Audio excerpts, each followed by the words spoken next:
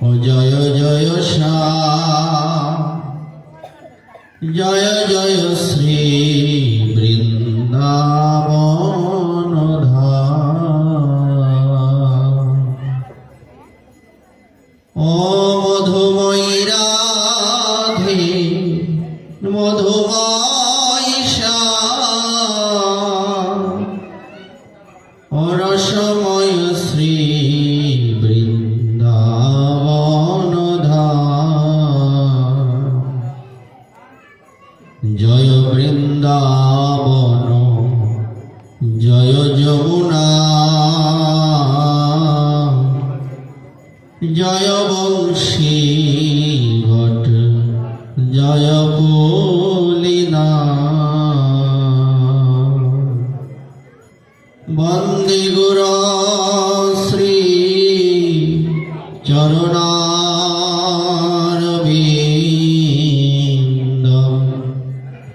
চরণারবিন্দ,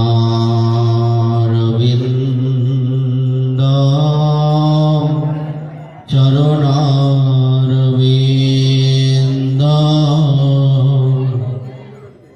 চরণারবিন্দ, চরণারবিন্দ।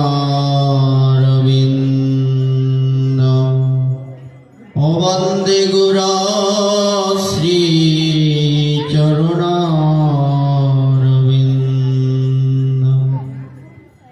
নিতাই গৌরাঙ্গ, নিতাই গৌরাঙ্গ, নিতাই গৌরাঙ্গ, নিতাই গৌরাঙ্গ, নিতাই গৌরাঙ্গ, নিতাই গৌরাঙ্গ। ধর্মং ভজস্ব সততং ত্যাজ লোকধর্মাन्, সেবস্ব সাধু পুরুষাन् জহি কামতৃষ্ণাम्, অন্যস্য দোষগুণ চিন্তনমাশু মুক্ত্বা, সেবা কথা রসমহ নিতরাম পিবত্বা। কলিপাবন অবতার। অভাজন ভাজন প্রয়োজন শিরোমণি, সর্বাবতার সার শিরোমণি। নদী আনন্দ আনন্দ কন্দ, শচীনন্দন জগন্নাথ সুত। নিত্যানন্দের প্রাণীর ভায়া নরহরির চিতচোরা। পরমেশ্বর ভগবান শ্রীকৃষ্ণ চৈতন্য মহাপ্রভুর অপার অনুকম্পায় সপ্তম দিবস ব্যাপী এই বিশেষ ভাগবতীয় অনুষ্ঠানে অদ্যকার ষষ্ঠ দিবস। এই অনুষ্ঠানে অংশগ্রহণকারী সমস্ত বৈষ্ণব মণ্ডলী, দৃশ্যমান অদৃশ্যমান ভক্তবৃন্দ এবং আমার ভক্তিমতী মাতৃমণ্ডলীরা প্রত্যেকের শ্রীচরণ কমলে জানান অগণিত ধন্যবাদ, প্রণতি এবং গৌর প্রীতি ও শুভেচ্ছা। প্রথমে আমি বিশেষভাবে ধন্যবাদ এবং প্রণাম জ্ঞাপন করছি উক্ত অনুষ্ঠানটি যারা আয়োজন করেছেন সেই আয়োজনকর্তাদের। শারদাঞ্জলি গীতা ফোরাম এবং ডক্টর মহানাম সেবক সংঘের উদ্যোগে এই অনুষ্ঠানের আয়োজন। প্রথমে একটা কথা বলিনি, এখানে যখন আমি প্রথম এসে বসলাম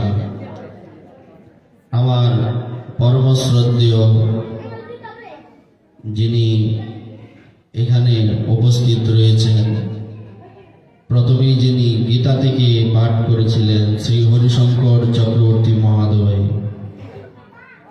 যার সঙ্গ পূর্বেও পেয়েছি, আজকেও সেই সৌভাগ্য অর্জিত হয়েছে। ইনি যখন কথা বলছিলেন আর এখানে বসে আমি ভাবছিলাম ভগবানের একটা সুন্দর লীলার কথা। লীলাটা কেমন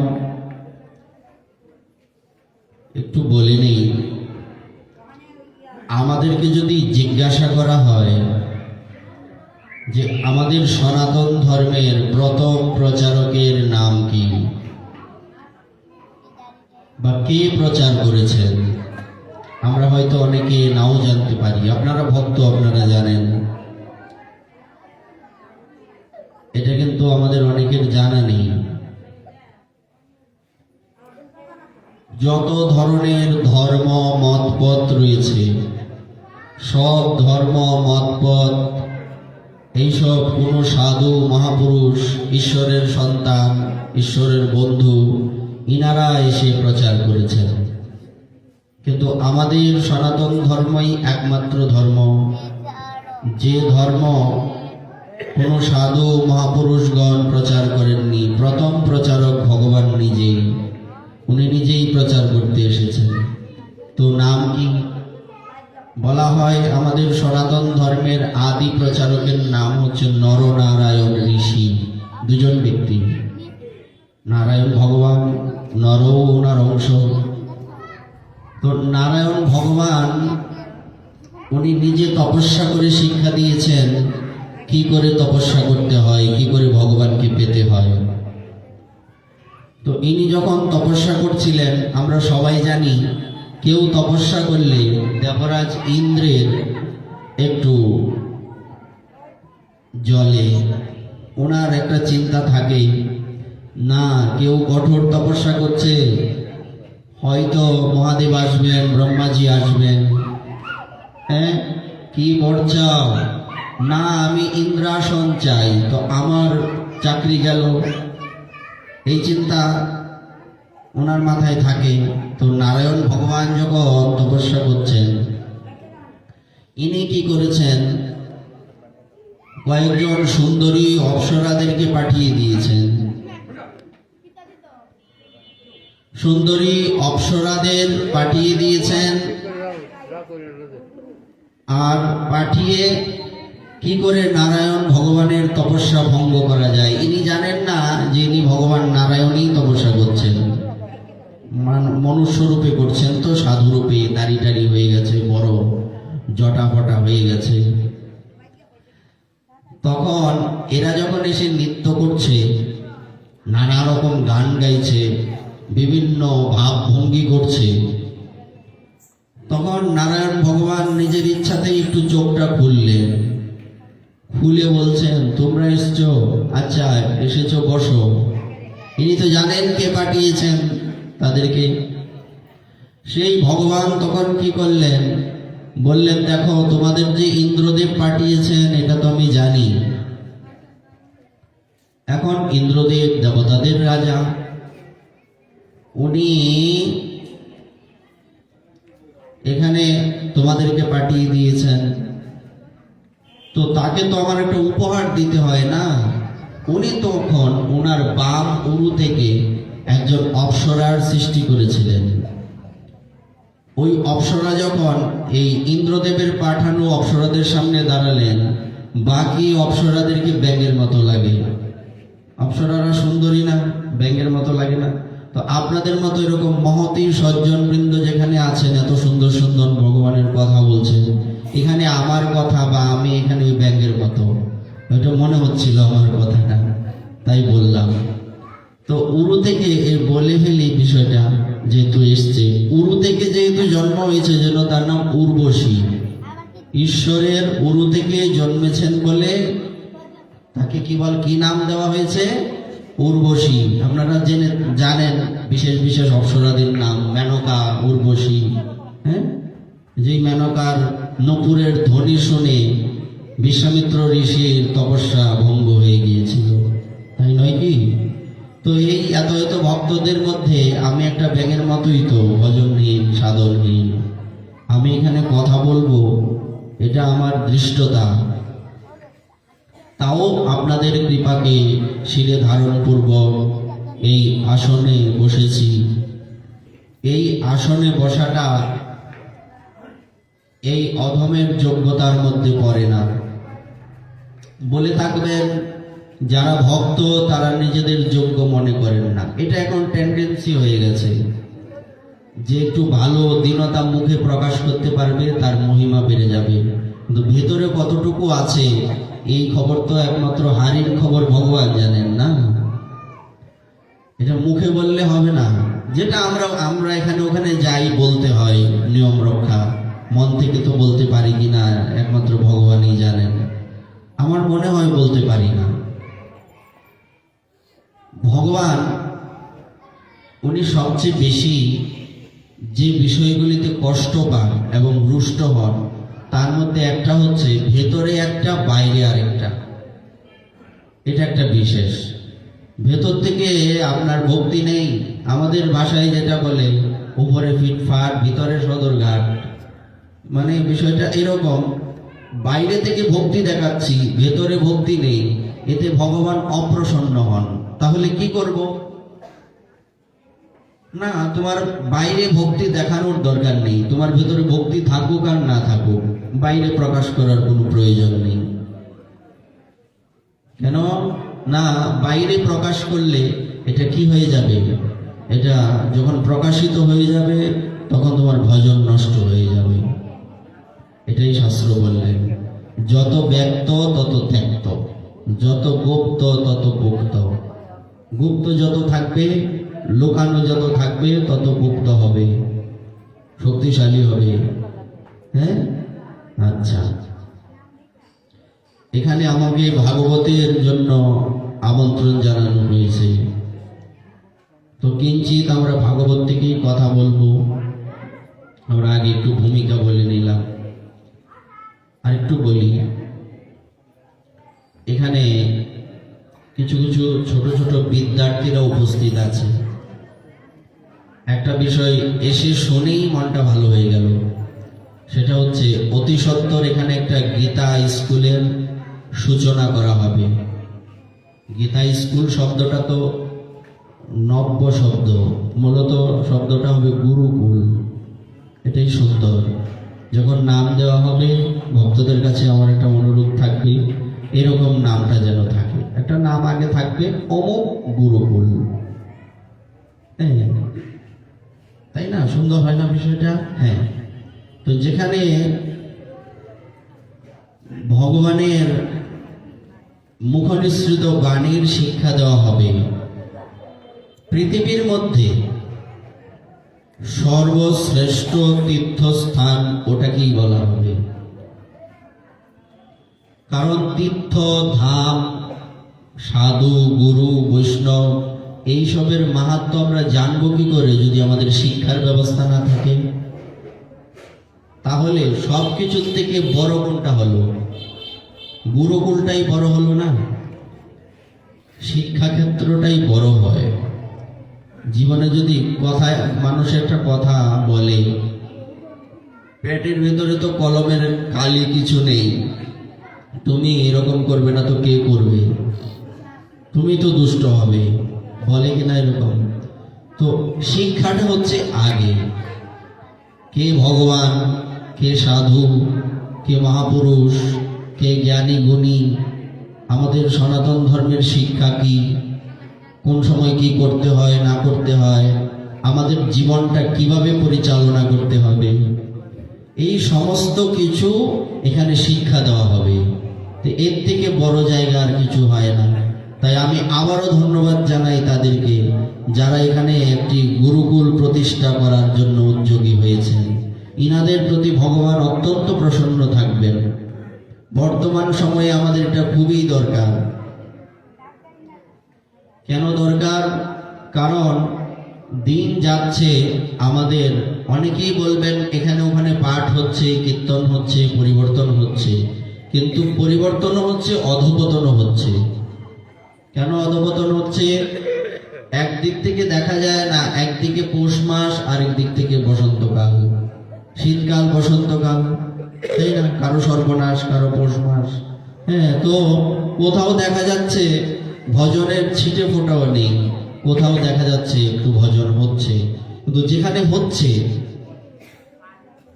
মাতাজি একটু আগে একটা কথা বলছিলেন যে আমাদের ভেতর থেকে একটা বিষয় দূরীভূত করতে হবে। আমরা কি করি? আমরা অন্যের নিন্দা খুব করতে পারি, পরনিন্দা পরচর্চা।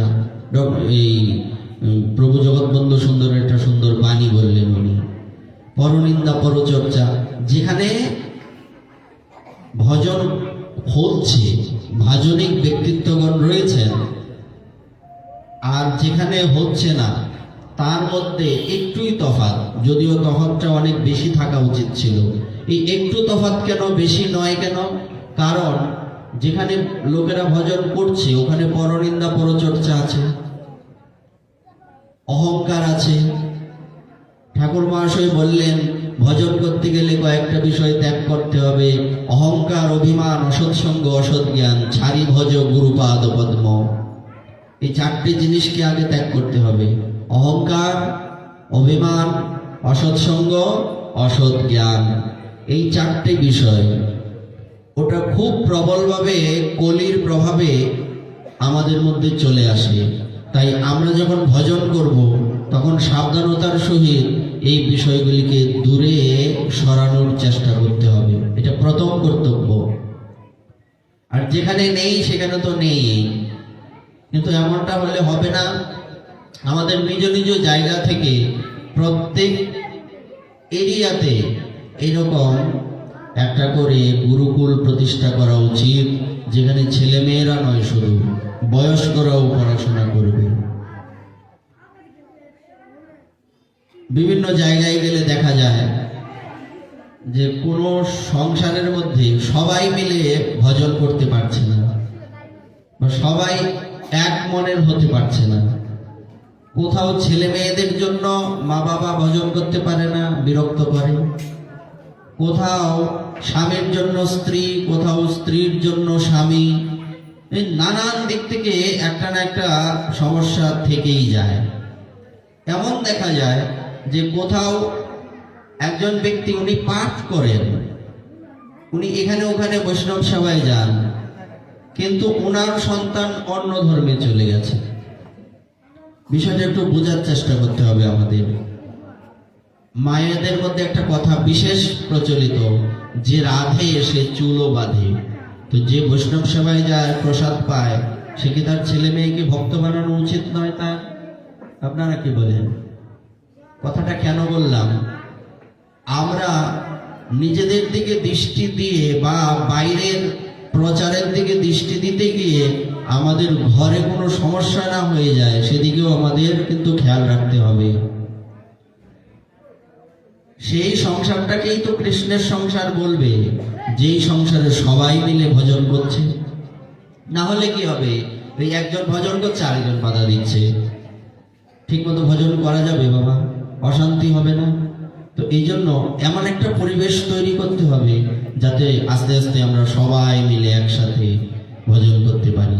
যেহেতু সবাই মিলে কথাটা এসছে, একটু বলি, যেটা আমাদের সনাতন ধর্মের মধ্যে সবচেয়ে মেজর সমস্যার মধ্যে একটা সমস্যা, আমরা একতাবদ্ধ হয়ে থাকতে পারি না। কার পিছনে কে লেগে থাকবো, এটা নিয়ে আমরা খুব দৌড়াদৌড়ি করতে পারি। এ ভালো নয়, এর ভজন ঠিক নয়, এরকম। দেখুন, আমাদের প্রথম একটা পরিচয় কি হওয়া উচিত? কে ভজন করে কতটুকু এটা আমরা জানি না, বলতেও পারবো না, দেখলেও বলতে পারবো না। কেন পারবো না? কারণ তার ভজনের পরিমাপটা একমাত্র ঈশ্বর করতে পারবেন, আমার তো করার কোনো ক্ষমতা নেই। ভক্ত বৈষ্ণব সবাই চিনতে পারে না। বৈষ্ণব চিনিতে না রে দেবেরও শকতি, দেবতা পর্যন্ত বৈষ্ণব চিনতে পারেন না, আমরা চিনতে পারবো কি? এটা আমাদের দৃষ্টতা না? বৈষ্ণব চিনতে পারা কিংবা বৈষ্ণবকে বিচার করা, কে ভক্ত কে বৈষ্ণব, এইগুলি আমাদের প্রথম বিবেচ্য বিষয় হওয়া উচিত নয়। আমাদের প্রথম বিবেচ্য বিষয় হওয়া উচিত আমাদের একটাই পরিচয়, আমরা সনাতনী, তাই নয় কি? যখন আমি আমার ঘরে থাকবো তখন আমি ব্রাহ্মণ, যখন আমি আমার চৌকাঠ মারাবো তখন আমার পরিচয় আমি সনাতনী। এটা হচ্ছে মদ্দা কথা।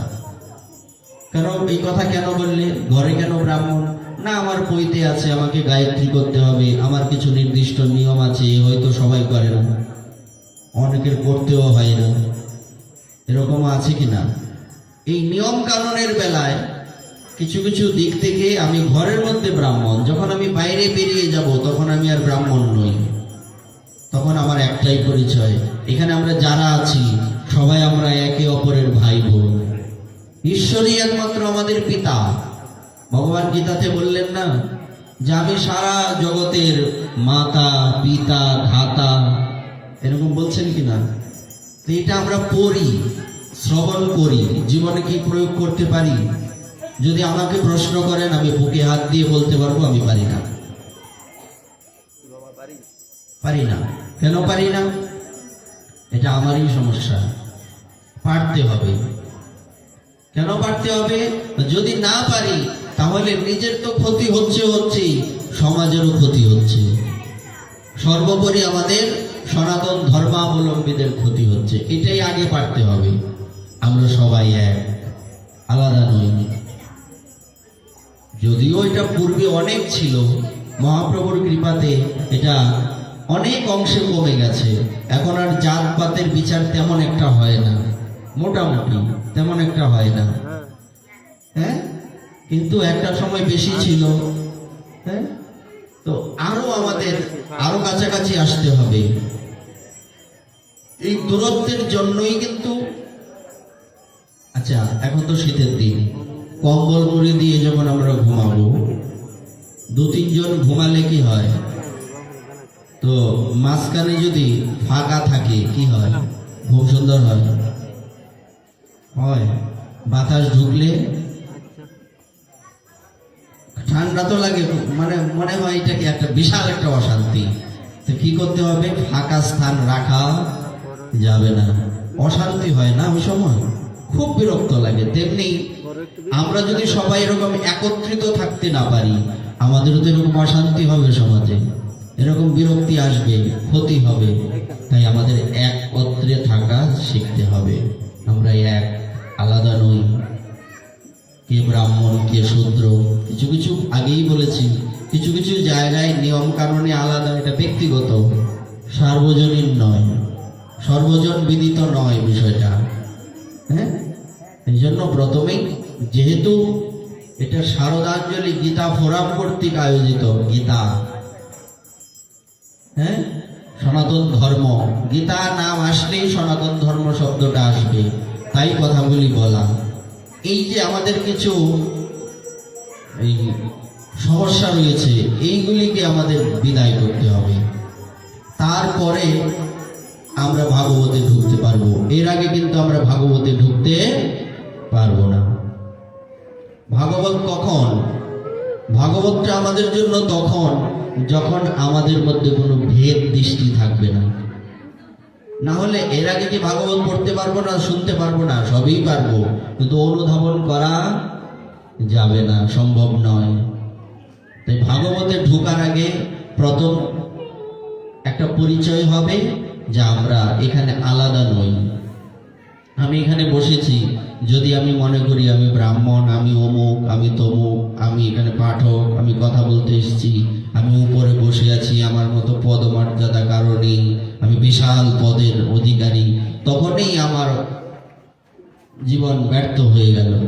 এই ভাবনাটা আগে ভেতর থেকে সরিয়ে দিতে হবে। আমি ধনী, আমার অনেক টাকা পয়সা আছে, সম্পত্তি আছে, না, আমি ধনী হলাম কি করে?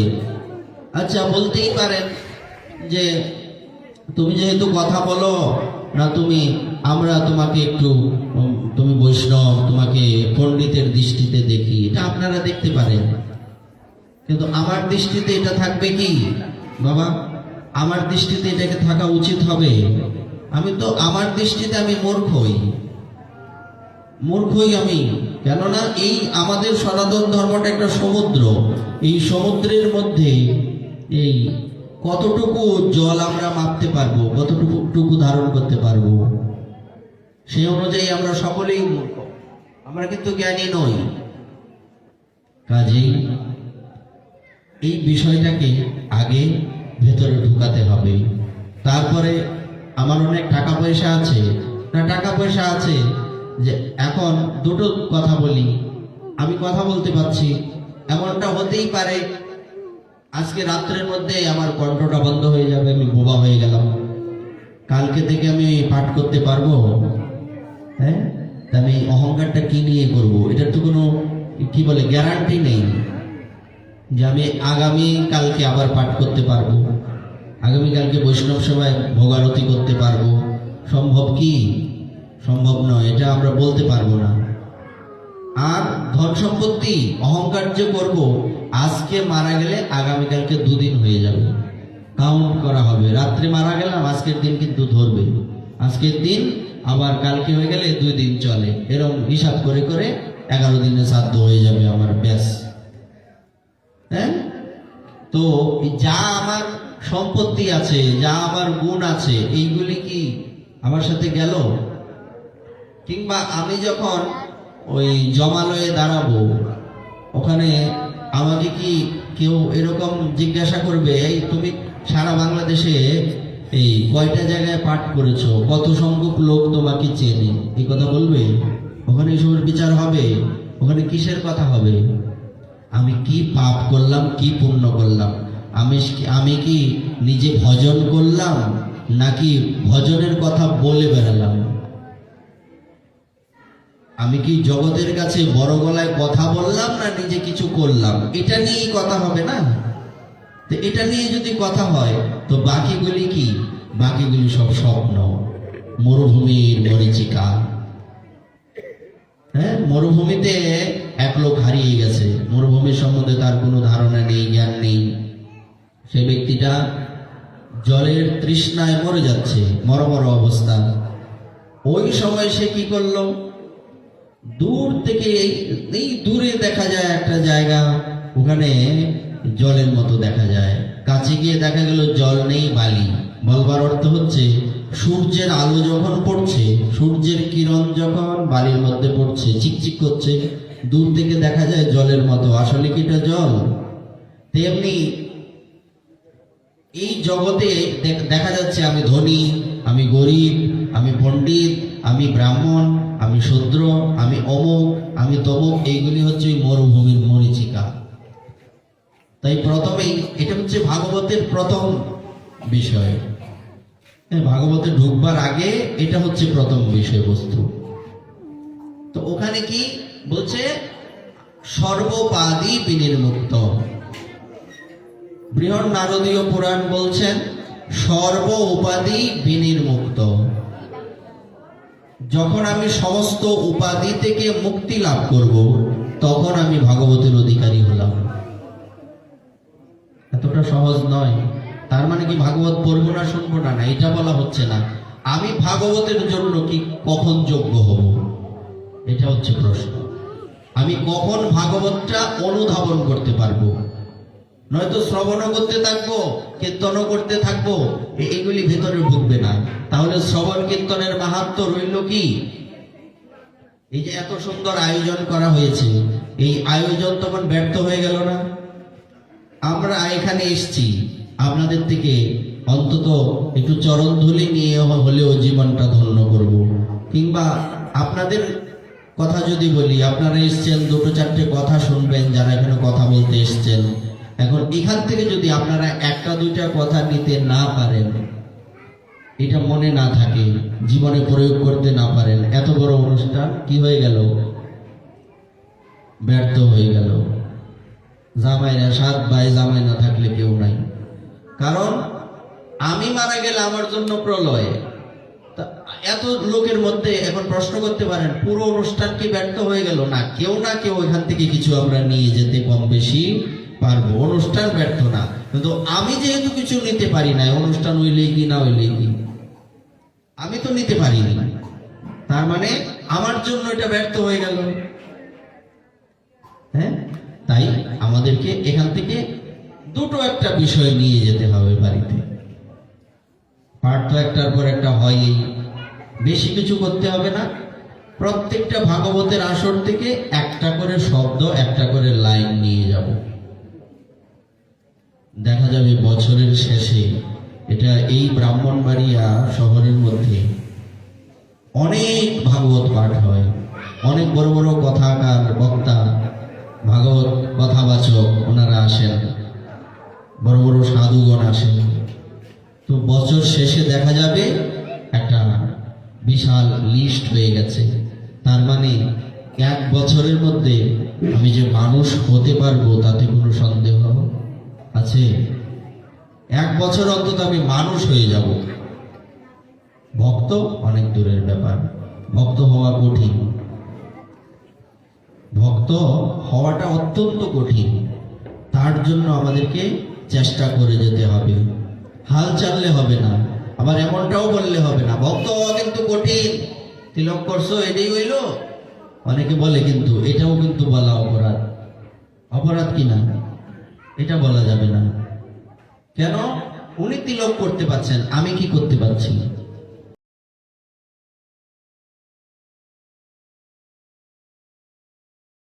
গলায় মালা দিয়েছেন, আমি কি এটা করতে পারছি?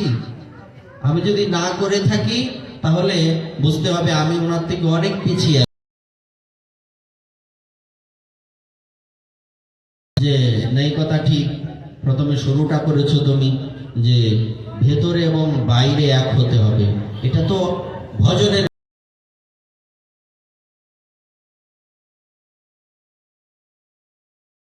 রেজাল্ট আসে।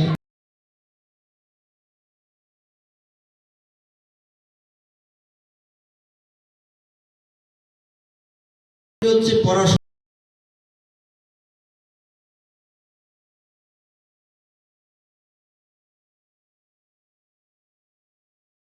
এমন অনেকেই আছে সারাদিন পড়াশোনা করে কিন্তু দেখা যায় পরীক্ষায় ফেল করেছে। আবার কম পড়াশোনা করে অনেকে পাস করে যায়। অনেক কিছু ব্যাপার থাকে।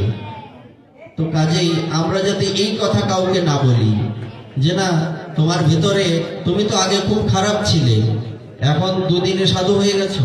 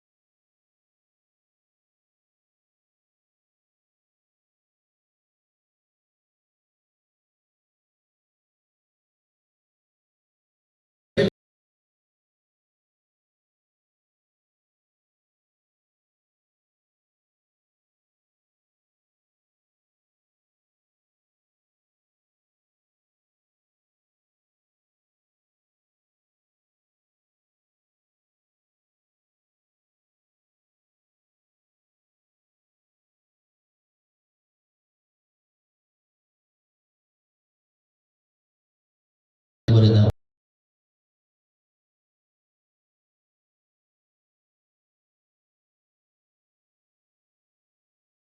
খুঁজতে এসছি এটাও দেখা।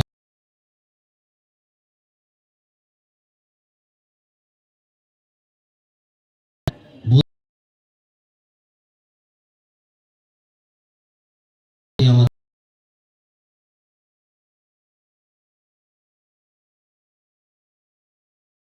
আমি করব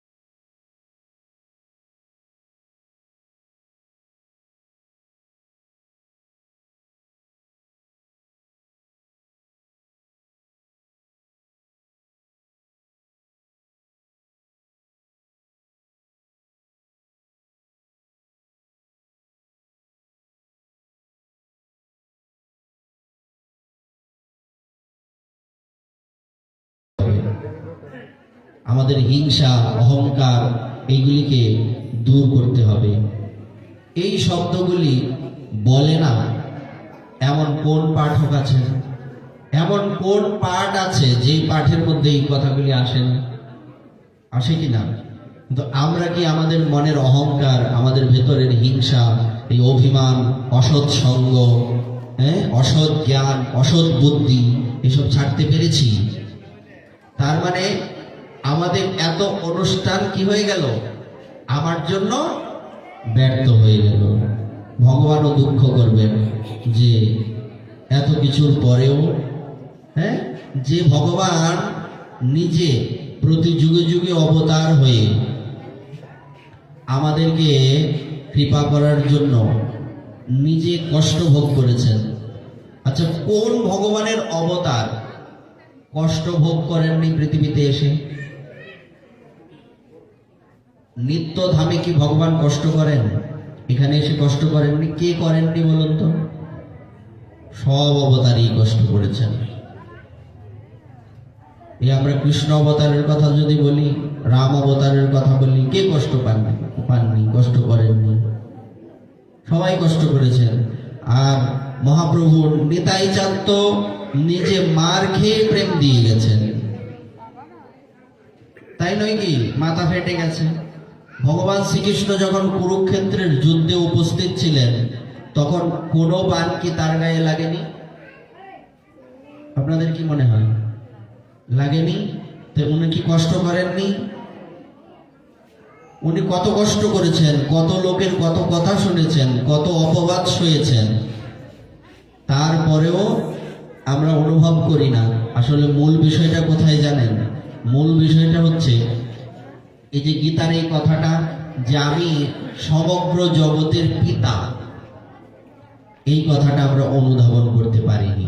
সন্তানের কর্তব্য কি?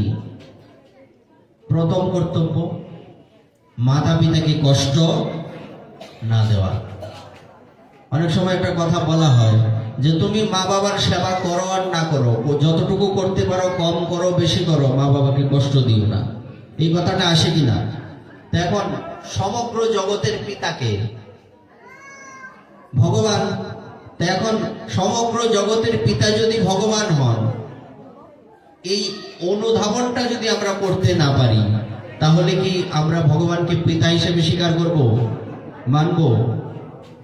যেমন প্রত্যেক সন্তানের কর্তব্য মাতা পিতার কথা মেনে চলা, তেমনি প্রত্যেক আমাদের এই জীব সকলের কর্তব্য ভগবানকে, ভগবান যেহেতু আমাদের পিতা, তার কথা মেনে চলা। তার কথা না মানলে কি হবে? আমাদের তো ক্ষতি হবেই হবে, আমাদের সমাজেরও ক্ষতি হবে। আমাদের এই মানব জীবনটা নষ্ট হয়ে যাবে। তো আমাদের এই মানব জীবন সফল কি করে হবে? তো আমরা এই ভূমিকা থেকে একটু ভেতরে প্রবেশ করব ভাগবতের। আমাদের অধ্যকার আলোচ্য বিষয় হচ্ছে মহৎ কৃপায় নবজীবন লাভ। মহৎ কৃপায় নবজীবন লাভ, এটা আবার কেমন কথা? ডাক্তারের কৃপায় নবজীবন লাভ হতে পারে, মহৎ কৃপা, মহৎ আবার কোন ব্যক্তি? খায় না মাথায় দেয়? ডাক্তার, আপনি অনেক বেশি রোগগ্রস্ত হয়ে গেছেন, কোন রোগে ক্রিটিক্যাল অবস্থা, আপনাকে কোনো ভালো ডাক্তারের কাছে নিয়ে গেলে আপনি যদি সুস্থ হন, আপনি মূলত কৃপাকার ভগবানের, কিন্তু উপলক্ষ থাকে না। তো যদি বলা হয় আপনি সুস্থ হলেন কি কারণে, কিভাবে হলেন, এত বেশি অসুস্থ ছিলেন আপনি, না অমুক ডাক্তারবাবুর কাছে গিয়ে আমি সুস্থ হয়েছি, তো ওনার কৃপাতে আপনার কি হলো? নতুন জীবন লাভ হলো। তো আমরা বলতে পারি রোগগ্রস্ত হলে ডাক্তারের কৃপায় নবজীবন লাভ হতে পারে, মহৎ কৃপায় নবজীবন লাভ। বিষয়টা কেমন, তাই না? মহৎ মানে কি? মহৎ কাকে বলে? যিনি ভগবানের, সহজে বলি, মহতের অনেক কি বলে, অনেক ধরনের সংজ্ঞা রয়েছে। সহজে বলি, যিনি ভগবানের প্রিয় ভক্ত, ইনি হচ্ছেন মহৎ ব্যক্তি, তাই না? শুদ্ধ ভক্ত যিনি। তো তো সেই শুদ্ধ ভক্তের কৃপাতে নবজীবন লাভ। শুদ্ধ ভক্ত কি ডাক্তার? বলছে হ্যাঁ। ভ্রমিতে ভ্রমিতে যবে সাধু বৈদ্য পায়, একটা শব্দ আছে কিনা চৈতন্য চরিতামৃতে, কৃষ্ণ ভক্তি পায় তবে কৃষ্ণ নিকটে যায়। সাধুকে কি বলা হয়েছে? মহৎকে কি বলা হয়েছে? ডাক্তার, বৈদ্য, কবিরাজ, চিকিৎসক। আরো একটা কথা রয়েছে, বিখ্যাত একটা পয়া, ওখানে বলা আছে যে কৃষ্ণ ভক্তি দূরে রহু, সংসার না যায় ক্ষয়, মহৎ কৃপা বিনা কোনো কার্য সিদ্ধ নয়। মহতের কৃপা ছাড়া কোনো কাজেই সিদ্ধি লাভ করা যাবে না, আমাদের সমস্ত কাজই ব্যর্থ হয়ে যাবে। সেই মহৎ ব্যক্তি হলেন সাধু। হ্যাঁ, সাধুর বাতাসের মন, বনের কাষ্ঠ হয় রে চন্দন। চন্দন সব বৃক্ষে হয় না, যে বৃক্ষে চন্দন হয় সেই বৃক্ষের চন্দনের প্রভাবে বাতাসের মাধ্যমে আশেপাশের সমস্ত বৃক্ষগুলি চন্দনে পরিণত হয়ে যায়। আশ্চর্য না? এটা হচ্ছে সাধু সঙ্গের, মহৎ সঙ্গের সবচেয়ে বড় স্পেশালিটি, বিশেষত্ব। তো এই মহৎ কৃপাতে নবজীবন লাভ মানে আমরা, আচ্ছা সাপ খোলস ছাড়ে না, আমাদের গ্রাম্য ভাষায় বলে সাপে সলপ ছাড়ছে, আপনাদের দিকে কি বলে? এরকমই বলে। হ্যাঁ, খোলস পাল্টায়। তো তো আমরা, আমাদের জন্ম কয়বার হয়? দুইবার জন্ম হয়। একটা হচ্ছে মাতৃগর্ভ থেকে জন্ম, আর একটা হচ্ছে গুরুদেবের কৃপাতে জন্ম। হ্যাঁ, এটাকে বলে সাবিত্র জন্ম। হ্যাঁ, আর মাতৃগর্ভ থেকে যেটা জন্ম এটা হচ্ছে শুক্র জন্ম। তো আমরা ওই সাপ খোলস পাল্টায়, যেমন খোলসটা যখন অযোগ্য হয়ে পড়ে, তাই না? আমাদের এই মানব দেহটা অযোগ্যই থাকে।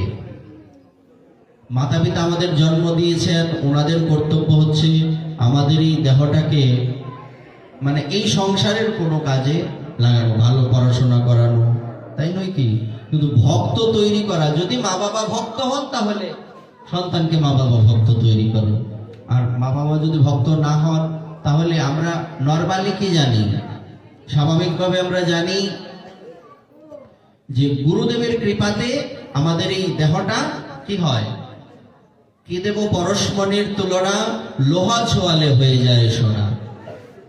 স্পর্শমণির এমনই প্রভাব, লোহার মধ্যে যদি এই স্পর্শমণি একটু লাগিয়ে দেওয়া যায়, পুরো লোহাটা স্বর্ণে পরিণত হয়ে যাবে।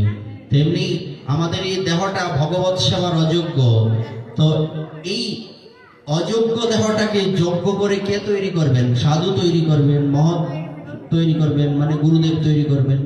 সাধু গুরু বৈষ্ণব তত্ত্ব তো আলাদা নন, একই তো, শব্দগুলির অর্থ আলাদা হতে পারে কিন্তু তিনজন একই ব্যক্তি। তো যিনি সাধু তিনিই বৈষ্ণব, যিনি বৈষ্ণব তিনিই গুরুদেব, আলাদা কোনো ব্যক্তিত্ব নন। হ্যাঁ, তত্ত্ব তো এক। তো এইবার এই মহৎ কৃপাটা কিভাবে হয় আর কাদের হয় না, এই সম্বন্ধে বিস্তারে বললে আমরা একটা দৃষ্টান্তে যাব। সেটা হচ্ছে, আপনারা গোকর্ণ মহারাজের উপাখ্যান শুনে থাকবেন, যেখানে দক্ষিণ ভারতে, সাউথ ইন্ডিয়াতে তুঙ্গভদ্রা নদীর তীরে আত্মদেব নামে একজন ব্রাহ্মণ বাস করতেন। এই ব্রাহ্মণের পূর্বজন্মের কোনো কর্মফলবশত ওনার কোনো সন্তান হতো না। এমনিতে উনি পণ্ডিত, ওনাকে দেখলে মনে হয় সূর্যদেব যাচ্ছেন হেঁটে, এবং দিব্য তেজ ছিল শরীরের মধ্যে। উনি পৌরোহিত্য কর্মে নিপুণ ছিলেন, বেদ সম্বন্ধে ধারণা রাখতেন, তত্ত্ব বিশারদ ছিলেন, সবই ঠিক ছিল। মোটামুটি উনি প্রভাবশালীও ছিলেন, দরিদ্র ব্রাহ্মণ ছিলেন না। আর সবই ঠিক আছে, ওনার স্ত্রীও খুব ভালো সংসার যাত্রা নির্বাহ করেন, কিন্তু দুঃখের বিষয় হচ্ছে ওনার কোনো সন্তান ছিল না। দেখুন, একটা বিষয় আমাদের সবসময় মাথায় রাখতে হবে, এই সংসারে আমরা কিন্তু চতুর্দিক থেকে আমরা পূর্ণতা প্রাপ্ত হতে পারি না। আমরা কি কথায় বলে না যে 5 দিকে কি সমান পাবে? একটা মেয়ে দেখতে গেলেন বা ছেলে দেখতে গেলেন, কোনো না কোনো ঝামেলা তো থাকবেই। 5 দিকে সমান পাবেন? এই সংসারে কেউই 5 দিক থেকে সমান নয়। কিছু না কিছু প্রতিবন্ধকতা সবারই আছে, আমাদের এটা মেনে নিতে হবে। কথাটা কেন বলছি, ভাগবতটা যে পরম নির্মৎসরাণাম সতাম বলছে, নির্মৎসর যারা, যাদের হৃদয়ের মধ্যে অতিরিক্ত মানে উচ্চাকাঙ্ক্ষা নেই, তারা ভাগবত হৃদয়ঙ্গম করতে পারবেন। এই কথাটা এখানে খুব সুন্দর আসবে। বিষয়টা হচ্ছে এরকম, আমি যা পেয়েছি ভগবানের কৃপায়, তাতে যদি আমি সন্তুষ্ট হতে না পারি, তাহলে কিন্তু বুঝতে হবে আমাকে ডাক্তার দেখাতে হবে, আমার চিকিৎসা প্রয়োজন। এই ডাক্তার কোন ডাক্তার? ওই যে বলছিলাম, আগে বলছিলাম না, এই ডাক্তার হচ্ছে আমার হৃদয়ের ডাক্তার। একটু বলি, কোট করছি, হরিদাস ঠাকুর, ওনাকে যখন মহাপ্রভু জিজ্ঞাসা করেছিলেন, হরিদাস তুমি কি অসুস্থ? হরিদাস ঠাকুর বলেছিলেন, আমি সুস্থ, কিন্তু আমার মন বুদ্ধি অসুস্থ। হরিদাস নির্জনে আছেন আমার সুস্থ, আমার দেহ সুস্থ, কিন্তু আমার মন বুদ্ধি অসুস্থ।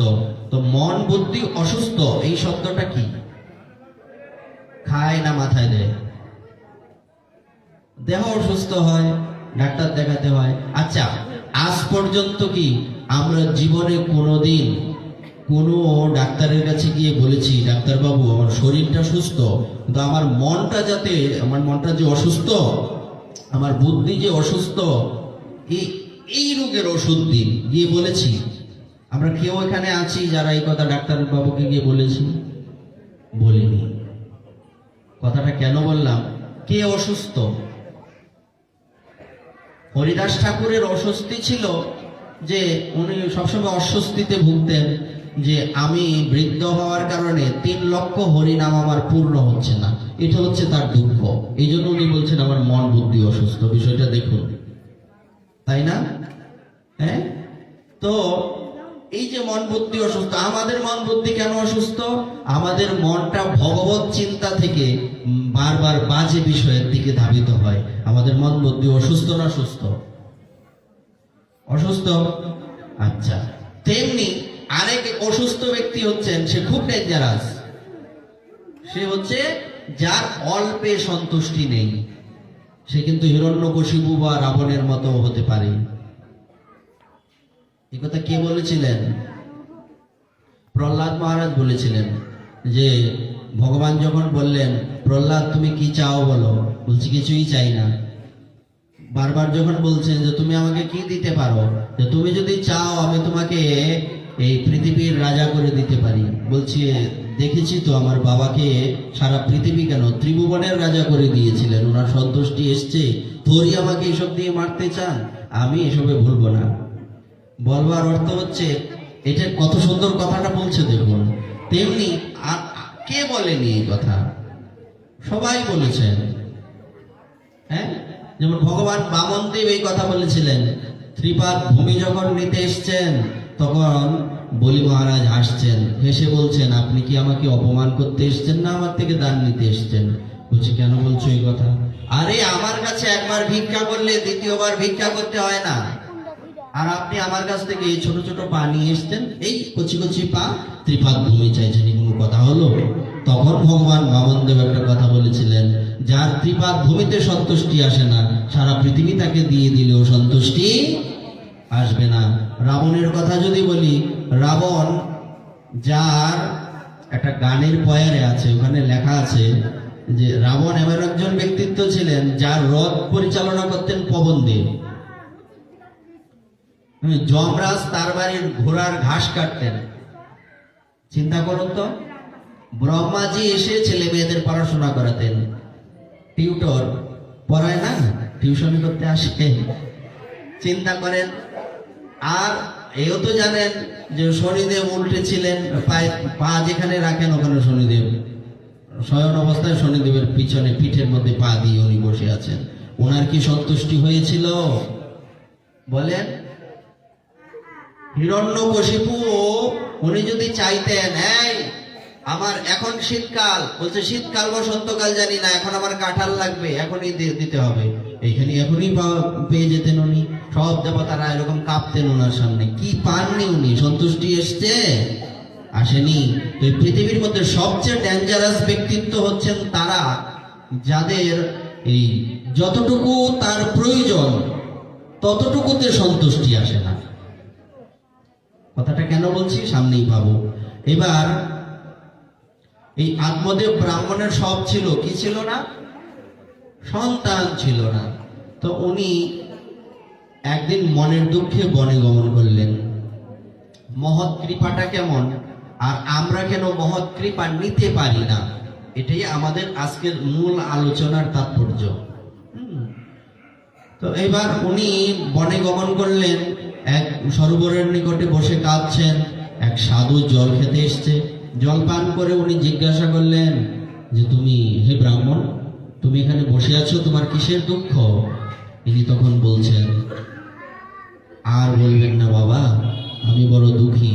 তোমার কি হয়েছে? না, আসলে কি হয়েছে, আমি সব দিক থেকে সুখী, কিন্তু আমার কোনো সন্তান নেই। আপনি যদি একটু কৃপা করেন আমার প্রতি, আমাকে একটা সন্তান দান করুন। কারণ সাধু চাইলে সবকিছুই হয় সাধুর কৃপাতে। মহৎ কৃপা বিনা কোনো কার্য সিদ্ধ নয়।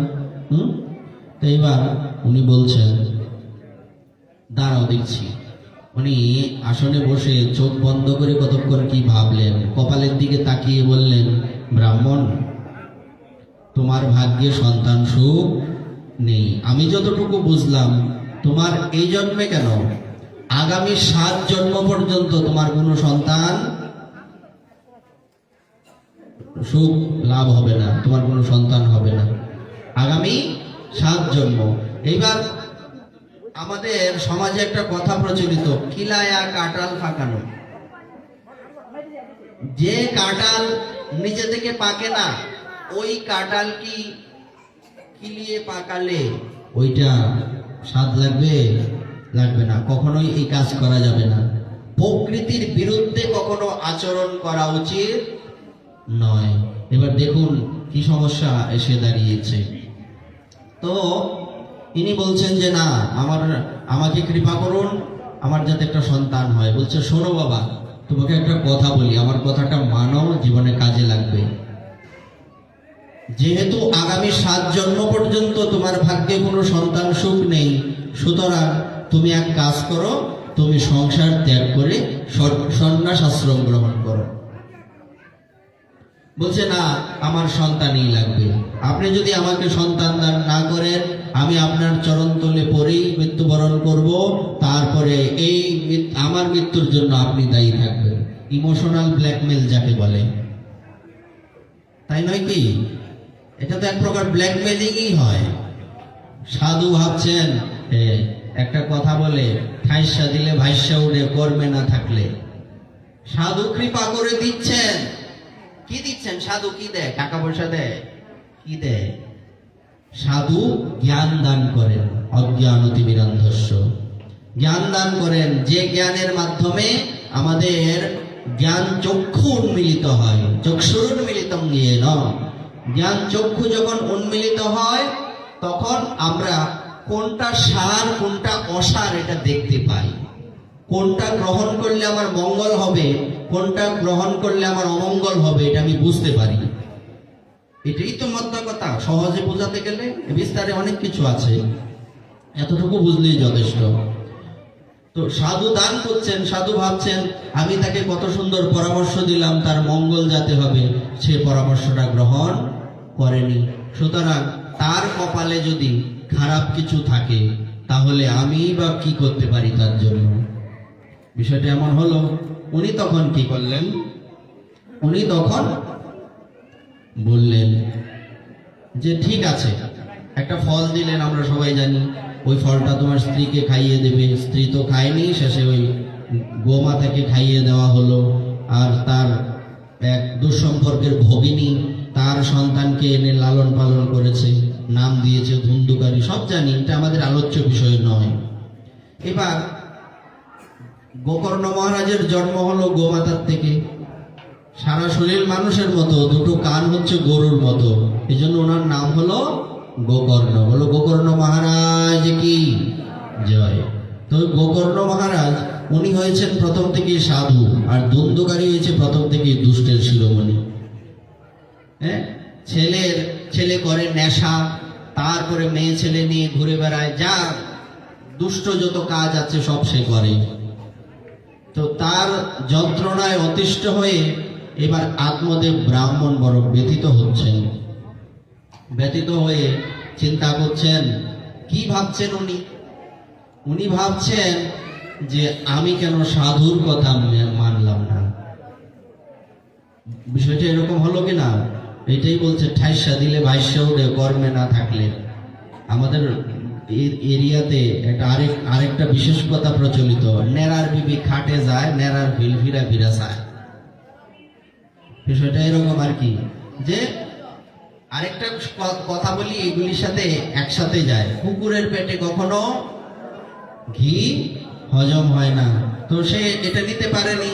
তো সে বড় দুঃখী হয়ে ভাবছে আমার এখন কি করা উচিত। এমন সময় আমরা যে শ্লোকটা প্রথম উচ্চারণ করেছিলাম, এখন এই প্রসঙ্গটা আসবে।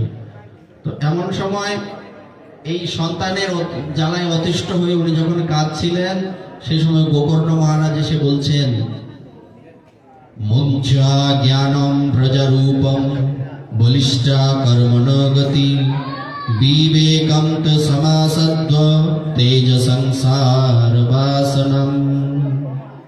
হ্যাঁ, তারপর অসার খলু সংসার দুঃখ রূপে বিমোহক সত কস্ব ধনম কস্ব স্নেহবান জলতে নিশম। গোকর্ণ বললেন, হে পিতা, এই সংসার অসার। গোকর্ণের কথা বলি ব্রাহ্মণের, আত্মদেব ব্রাহ্মণের কানে যাচ্ছে, আর ওনার মনে পড়ছে এই কথাগুলি তো আমি আবারও শুনেছিলাম।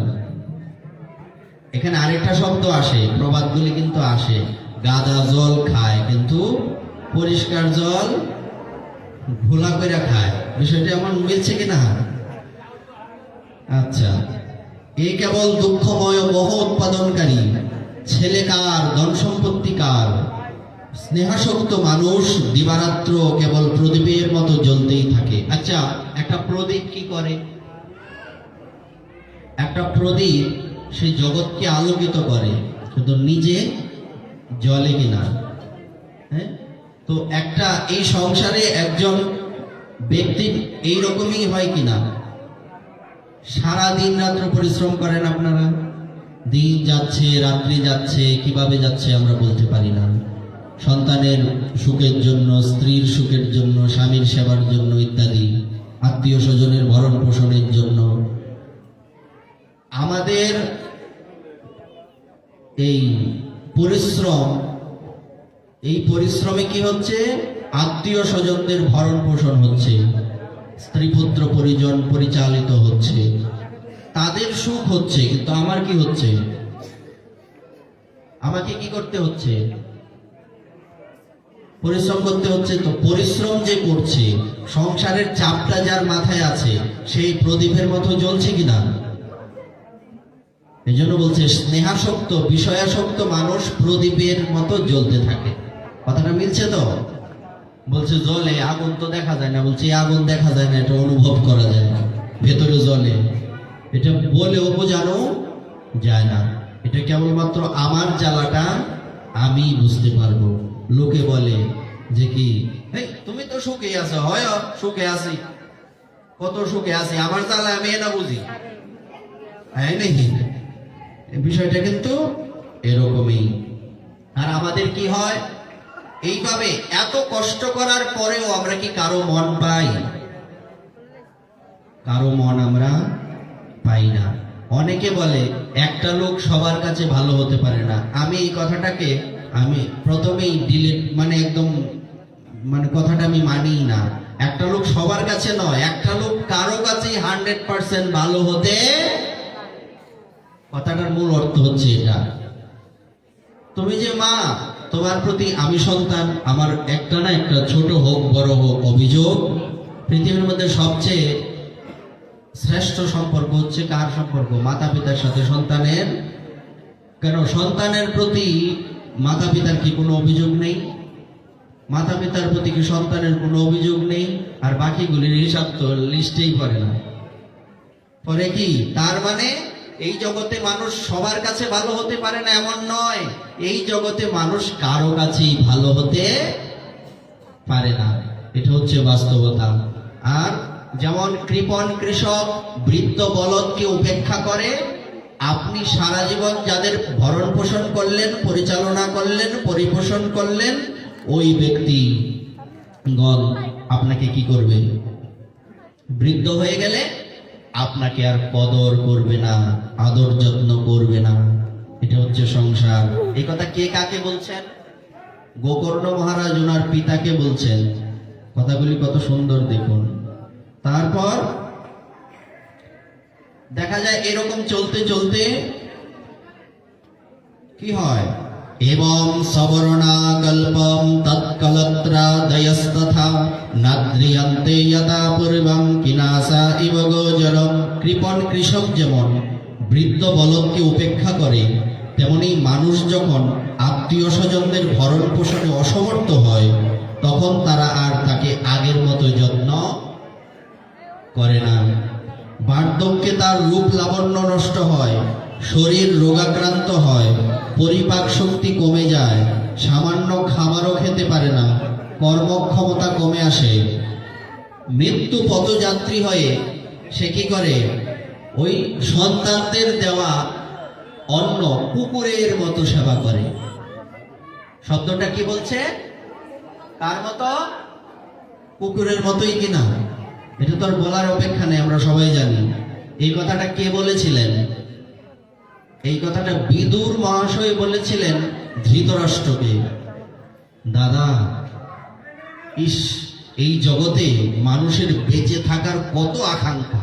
ঠিক যে ভীম তোমার শতপুত্রের নিধন করলো, সেই ভীমের দেওয়া অন্ন কুকুরের মতো গ্রহণ করছো, তোমার লজ্জা বলতে কিছু নেই? কথাটা কতটুকু বাস্তব! এই কথাটা শুনেই কিন্তু এই ধৃতরাষ্ট্রের বৈরাগ্য এসে গিয়েছিল। উনি গান্ধারীকে সাথে নিয়ে চলে গিয়েছিলেন উত্তরাখণ্ডে। হ্যাঁ, আমরা তো সবাই জানি। তো এই হচ্ছে আমাদের সমাজে অবস্থা। তো এই জন্য আমাদের কি করা উচিত? এই সংসারে মূলত কার সুখ আছে? বুকে হাত দিয়ে আমরা বলতে পারবো আমরা সুখী?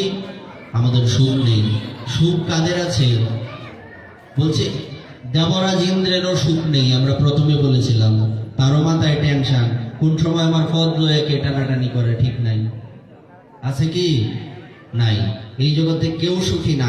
একমাত্র সুখী ব্যক্তিকে, সেই একমাত্র সুখী যে যা পেয়েছে তা নিয়ে সন্তুষ্ট থাকে। গীতাও বললেন এই কথা, ভাগবত বললেন এই কথা। এভাবে বলতে বলতে গোকর্ণ মহারাজ ওনার পিতাকে এই কথা উপদেশ করতে গিয়ে আর কি বললেন? বলছিলেন এই সংসারটা অসার পিতা, এই সংসারটা অসার। সুতরাং আপনি একটা কথা মাথায় রাখুন, ভগবত ভজনই সর্বশ্রেষ্ঠ ধর্ম। সর্বশ্রেষ্ঠ ধর্ম কি? ভগবানের ভজন করা। নিরন্তর তাই নিয়ে থাকুন। অন্য যাবতীয় লৌকিক ধর্ম ত্যাগ করুন। সর্বদা সাধু ব্যক্তিদের সেবা করুন। এই কথাটা আমরা একটু একটা প্রসঙ্গ টেনে বিশ্রাম দেব, সময় অতিক্রান্ত হয়ে যাচ্ছে।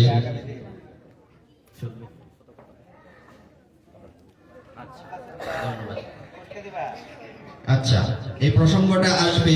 এখানে শব্দটা এসছে কি? মহৎ ব্যক্তিদের সেবা করুন। আমাদের আলোচ্য বিষয় কি? মহৎ কৃপায় নবজীবন লাভ। গোকর্ণ মহারাজ এখানে এই কথাটা বললেন, আমরা এটা কোট করছি। বলছে সাধু মহৎ ব্যক্তিদের সেবা করুন। মহৎ সেবা করলে কি হয়? এর দৃষ্টান্ত আমরা ভাগবত থেকে বলবো। মহতের সেবা করলে আমাদের মূলত ভগবানের প্রসন্নতা লাভ করানো, ভগবানকে প্রসন্ন করা তাড়াতাড়ি সম্ভব মহতের কৃপার দ্বারা, মহতের সেবার দ্বারা। এই জন্য মহাপ্রভু বলেছেন ভক্তি জীবনে তিনটা জিনিস হচ্ছে সবচেয়ে, যেমন একটা বৃক্ষ লাগালে, বীজ বপন করলে জল দিতে হয়, সার দিতে হয়, বেড়া দিতে হয়, তাই না? তারপরে বৃক্ষগুলি বা বৃক্ষটা পুষ্ট হয়। তেমনি তেমনি ভক্তি জীবন পুষ্ট কি করে হবে? গুরুদেব যখন কানে দীক্ষা মন্ত্র দিলেন, মন্ত্রটা হৃদয়রূপী জমিতে বপন করলেন, তাই না? এখান থেকে ওই বপন করা পর্যন্ত কি শেষ? আরো কাজ আছে না? জল দিতে হবে, সার দিতে হবে, বেড়া দিতে হবে, তিনটা জিনিস আছে না? তো ভক্তি জীবনে সার, জল আর বেড়া কি আমরা জানি? জানা উচিত কিনা? মহাপ্রভু বলেছেন যে কি ভক্ত পদ রজ, ভক্ত পদ জল, ভক্ত ভুক্ত অবশেষ, এই তিন সাধনের বল। বৃক্ষের বল কি? সার, জল। এখন বলতে পারেন বেড়া কিভাবে বল হয়? বেড়া না থাকলে তো বৃক্ষই থাকতো না। তার মানে বল তিনটাই। হ্যাঁ, ভক্ত পদরজ, ভক্ত পদজল, ভক্ত ভুক্ত অবশেষ, এই তিন সাধনের বল বা শক্তি। যদি কারো ভগবত ভজন করার ইচ্ছে জাগে, ভগবানকে পাওয়ার লালসা জাগ্রত হয় হৃদয়ের মধ্যে, তবে তার কি করা উচিত? না, তার মহতের চরণে আশ্রয় নিয়ে জীবনকে পরিচালনা করা উচিত। প্রমাণ কি? ভাগবত থেকে প্রমাণ দেওয়া হচ্ছে। এক সময় প্রথমেই আছে, আপনারা জানেন, ভগবান ব্যাসদেব উনি বেদকে 4 ভাগ করলেন। মহাভারত নামক বিখ্যাত ইতিহাস, যার 1 লক্ষ শ্লোক, চিন্তা করা যায়, রচনা করলেন। আরো কত কিছু করলেন, পুরাণ আদি রচনা করলেন। তারপরেও ওনার মনের মধ্যে কোনো সন্তুষ্টি আসছে না। উনি ওনার আশ্রমে, বদরিকা আশ্রমে, বদ্রীনাথে সম্মাপ্রাস নামক আশ্রমে উনি বসে আছেন, সরস্বতী নদীর পশ্চিম তীরে বসে চিন্তা করছেন, যেখানে বসে উনি মহাভারত লিপিবদ্ধ করেছিলেন। উনি লেখেননি, গণেশজি লিখেছেন, উনি বলেছেন। এখানে বসে উনি চিন্তা করছেন, মনের মধ্যে কি ভাবনা আসছে যে আমি এত কিছু করলাম, কোথায় জানি একটা অপূর্ণতা রয়ে গেছে। কি এমন সমস্যা আমার, আমি তো বুঝতে পারছি না। ব্যাসদেব কি? উনি ভগবানের অবতার না? সত্যাবেশ অবতার না? ওনার মনে অপূর্ণতা কেন? এখানে দুটো যুক্তি আসে। একটা হচ্ছে জগৎ শিক্ষার জন্য উনি এটা করেছেন। দ্বিতীয় একটা যুক্তি আসছে, এই পৃথিবীর কথা, এটা যে ডাক্তার নিজের চিকিৎসা নিজে করতে পারে না। দুটোই এই পৃথিবীর জন্য সত্য হচ্ছে, ডাক্তার নিজের চিকিৎসা নিজে করতে পারে না। মূল সত্য হচ্ছে উনি জগৎকে শিখানোর জন্যই এই লীলাটা করেছেন। দুটা মানলে কোনো ক্ষতি নাই, দুইটাই ঠিক। এবার এমন সময় নারায়ণ নারায়ণ, যিনি না থাকলে কোনো কর্ম সুসম্পন্ন হয় না, যাকে আমরা লবণের সাথে তুলনা করতে পারি, হলুদের সাথে তুলনা করতে পারি। রন্ধন কার্যে লবণ ছাড়া হয় কি? তেমনি ভক্তি জীবনে দেবর্ষি নারদ ছাড়া হয় না। নারায়ণ নারায়ণ এসে উপস্থিত হলেন। ইনি তখন উঠে দাঁড়ালেন, ভগবান ব্যাসদেব উঠে দাঁড়িয়ে সেখানে দেবর্ষি নারদের জন্য আসন প্রস্তুত করে সে আসনে দেবর্ষি নারদকে বসালেন। বসানোর পর এবার দেবর্ষি নারদ জিজ্ঞাসা করছেন, তোমার মন খারাপ? তুমি একজন বিশিষ্ট ব্যক্তি, তুমি মহাভারত রচনা করেছো, কত কত পুরাণ রচনা করেছো, বেদকে 4 ভাগে বিভাগ করেছো। হ্যাঁ, তো তুমি এইভাবে মন খারাপ করে বসে আছো, কারণটা কি? এমন সময় ব্যাসদেব জি বলছেন যে আমার কেন জানি মনে হচ্ছে আমি অপূর্ণ, এর কারণ আপনি কৃপা করে বলুন। আপনি অপরিমিত জ্ঞান সম্পন্ন, স্বয়ং ব্রহ্মার মানস পুত্র, আপনি সব শাস্ত্রের গুরুতম রহস্য অবশ্যই অবগত আছেন। আপনি কৃপা করে বলুন যে আমি কেন অপূর্ণ। এটা দিয়ে আমরা কি পেলাম? একটা শব্দ, আমরা একটা লাইন পয়ার বলেছিলাম যে মহৎ কৃপা বিনা কোনো কার্য সিদ্ধ নয়। এই বিষয়টা এখানে ইঙ্গিত করছে কিনা? দেবর্ষি নারদ মহৎ, আর এখানে ব্যাসদেব ভগবান, ইনি হচ্ছেন দেবর্ষি নারদের পরম্পরা অনুযায়ী শিষ্য, ভাগবত পেলেন উনি ওনার থেকে। তো ইনি মহতের কাছে বলছেন, ওই যে আবার আগের কথাটাই ফিরে যাই, আমার দেহ সুস্থ কিন্তু আমার মন বুদ্ধি আসছে একটার পর একটা কথা, আমরা কিন্তু এগুলি কোট করে এই রেখে আসছি পিছনে। তো ইনি বলছেন আমি কেন অপূর্ণ, আমার মনে হচ্ছে আমার ভেতরে অশান্তি কাজ করছে, কোনো না কোনো জায়গায় আমি কোনো ভুল করেছি, বা কিছু আমি যা লিখেছি তার মধ্যে কিছু এমন কিছু আছে যেটা আমার লেখা হয়নি। তখন দেবর্ষি নারদ বলছেন, সুন্দর একটা কথা বলছেন, যে কেউ ভালো কথা বলতে পারে, ভালো লিখতে পারে। এত সুন্দর কথা বলার শক্তি থাকার পরেও যদি কোনো ব্যক্তি ভগবানের কথা না বলে, তার এত সুন্দর কথা, এত সুন্দর গলা, আপনি খুব ভালো গান গাইতে পারেন, আপনি ভগবানের কীর্তন করেন না, ভগবানের সম্বন্ধে কোনো গুণগান করেন না, আপনি আউট গান করেন, তো আপনার গান করা, আর কি বলছে এটা একটু রেখে দিই। তারপর বলছে কেউ ভালো লিখতে পারে, সে ভগবানের কথা লিখে না, সে লিখে কি আউট কোনো বিষয়ে লিখে তার লেখা। আর কেউ ভালো কথা বলতে পারে কিন্তু ভগবানের কথা বলে না, তাদের প্রত্যেকের কাজ এগুলি ডাস্টবিনের মতো অপবিত্র। আস্তাকুর বলছে, যাকে ইংলিশে বলে ডাস্টবিন, ডাস্টবিনের মতো অপবিত্র। কেন? যে মুখ ভগবানের কথা বলে না, ওই মুখ তো কখনো মুখ হতে পারে না, এটা মুখ নয়, এটা মুখ রইলই না, এটা মুখোশ হয়ে গেল। মানুষ বলে না মুখোশধারী, তা আপনার মুখটা মুখ কখন হবে? যখন আপনার মুখ ভগবানের কথা বলবে। আবার এটা বলছে যে কোন রচনা, সেই রচনাটা মানে লেখা আর কি, প্রবন্ধ, এটার মধ্যে কোনো সুন্দর ভাষা নেই, অপভাষায় রচিত, কিন্তু ভগবানের কথা বলছে, সেটা সবচেয়ে পবিত্র। অথচ আপনি যে এত ভালো লিখতে পারেন, এত ভালো কথা বলতে পারেন, আপনি রচনা করেছেন, এটা ভগবানের সাথে যুক্ত নয়, ওইটা ডাস্টবিন। বলছে প্রমাণ কি? আপনারা অনেকেই জেনে থাকবেন, আমাদের যেমন ঘরে ঘরে ভগবত গীতা রয়েছে না, একদম 90% সনাতন ধর্মাবলম্বীদের ঘরে গীতা আছে, এটা সত্য। ইন্ডিয়াতে প্রত্যেকের ঘরে ঘরে একটা গ্রন্থ আছে, প্রায় ম্যাক্সিমাম 90-95% গৃহে এই গ্রন্থটা আছে। এই গ্রন্থটার নাম হচ্ছে রামচরিত মানস, গোস্বামী তুলসীদাসজির লিপিবদ্ধ গ্রন্থ।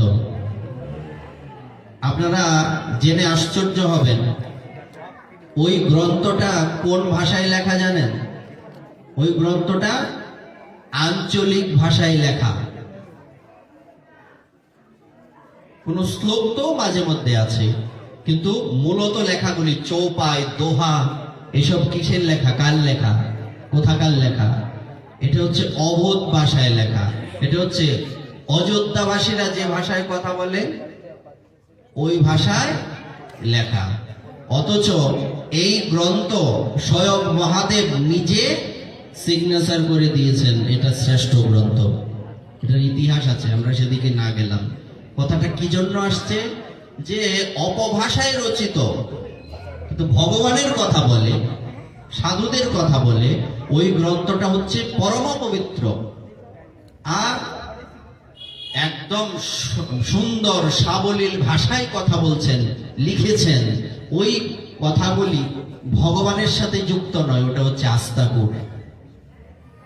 এই কথাটা কে বলছেন? দেবর্ষি নারদ বলছেন ব্যাসদেব ভগবানকে,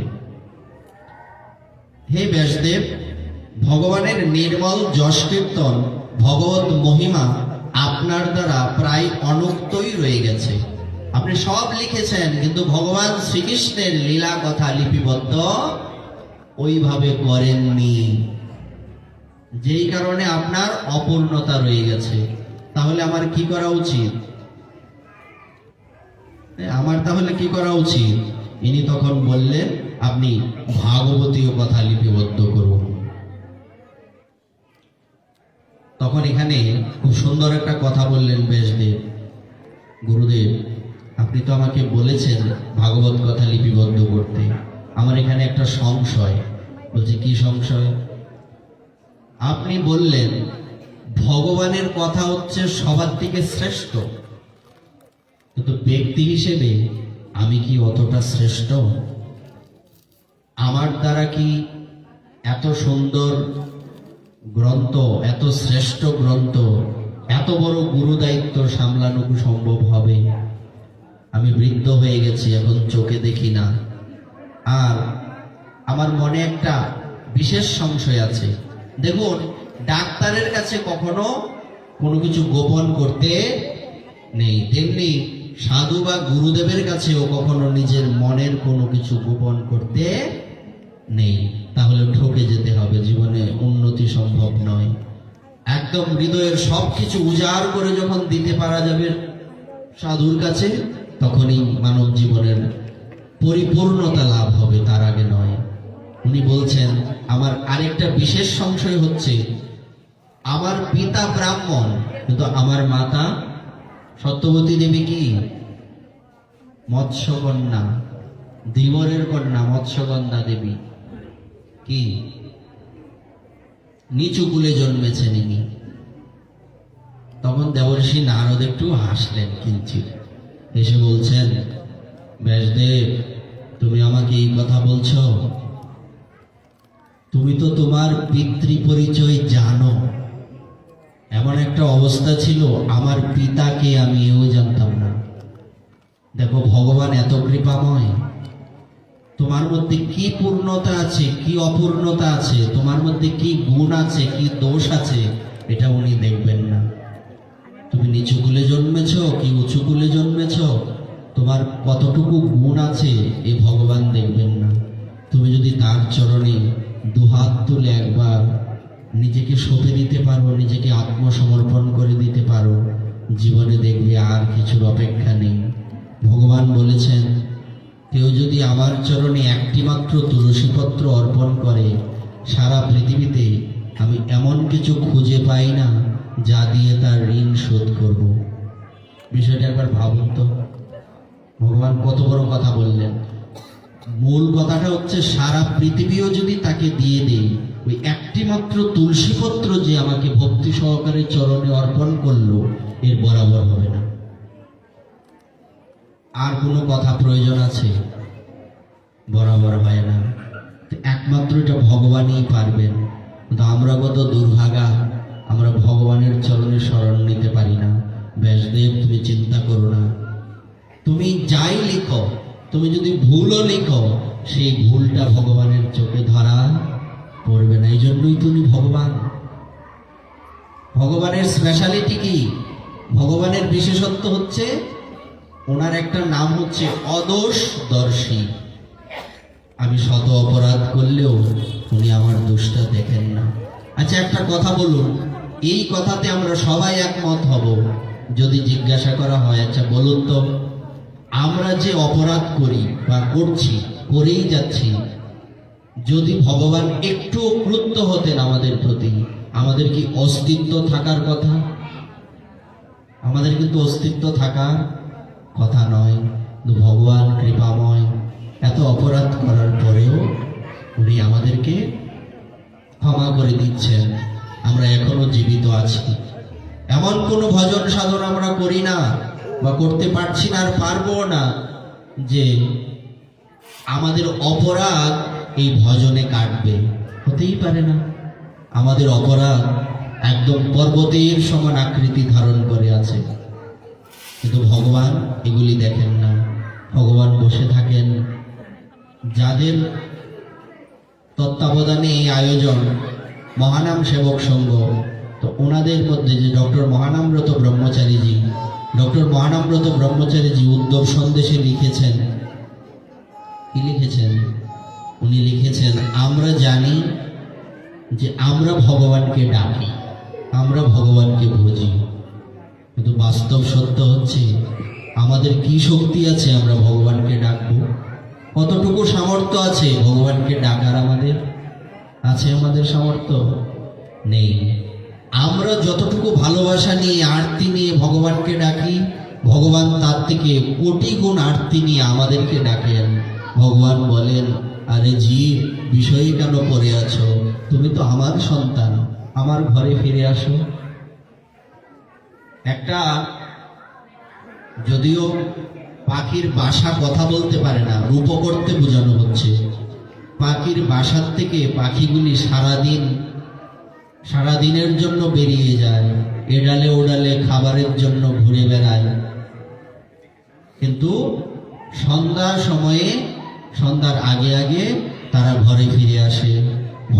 ভগবান অপেক্ষা করেন যে কি আমার সন্তান সারা পৃথিবীতে নিজের কর্মফল বশত যতই ঘোরাঘুরি করুক, যতই কর্মফলে কষ্ট পাক, অন্তত দিন শেষে একবার হলেও আমার চরণরূপী নীড়ে ফিরে আসবে। ভগবান অপেক্ষা করেন। কাজেই ভগবানকে আমরা ডাকতে পারি না, ভগবান আমাদের ডাকেন। আমরা কি করব? আমরা কান পেতে নীরবে বসে থাকব, আর কবি কৃষ্ণের বাসে শুনিব গো। হরি বলবো আর মদন মোহন ফেরব গো, আমি এই রূপেতে ব্রজের পথে চলব গো। আমি যাব গো ব্রজেন্দ্রপুর, হব গোপিকার নূপুর, নূপুর হয়ে রুনুজুনু বাজিব গো। জানো ব্যাসদেব, তুমি চিন্তা করো না, ভগবান তোমার ত্রুটিটা দেখবেন না, তুমি লিখে যাও। বাস্তব কথা হচ্ছে, সাধু তো সাধুর কথা বলেন না, ইনি বলেছেন আচ্ছা তুমি লিখে যাও, বাকিটা আমি দেখছি। এই কথা কিন্তু উনি বলেননি, এটাই বাস্তবতা।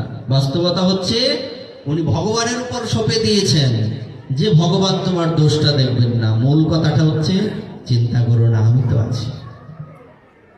এই কথাটাই জীবনের সবচেয়ে বড় শক্তি। দেখুন, আমি আমার জীবনের একটা কথা বলি, সাধন ভজন তো জানি না, করিও না, করার শক্তিও নেই। খুব আমার জীবনের এটা অনুভবের বিষয়।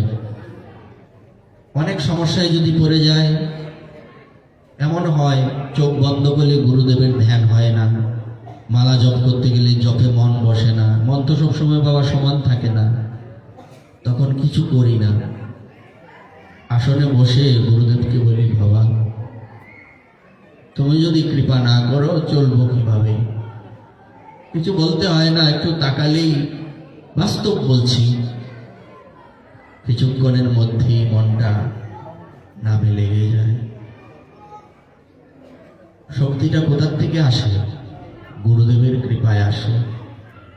উনি না চাইলে কোনো কিছুই সম্ভব নয়। শব্দটা কি বলছিলাম? আমাদের আলোচ্য বিষয়টা কি? মহৎ কৃপায় নবজীবন লাভ, এটাই বাস্তবতা। এইবার এই কথা বলে দেবর্ষি নারদ চতুর্শ্লোকী ভাগবত ব্যাসদেবকে দান করলেন। আর ব্যাসদেব তখন কৌতূহলী হয়ে জিজ্ঞাসা করলেন, আচ্ছা গুরুদেব, আপনি যে বললেন আপনি আপনার পিতার পরিচয়ও বলতে পারতেন না, আচ্ছা এই কথাটা একটু কৃপা করে বলবেন কি, যে মূলত আপনার জীবনে কি ঘটেছিল?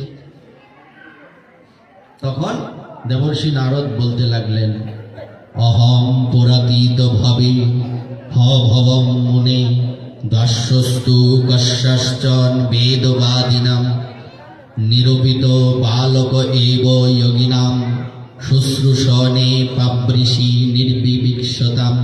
হে মুনিবর,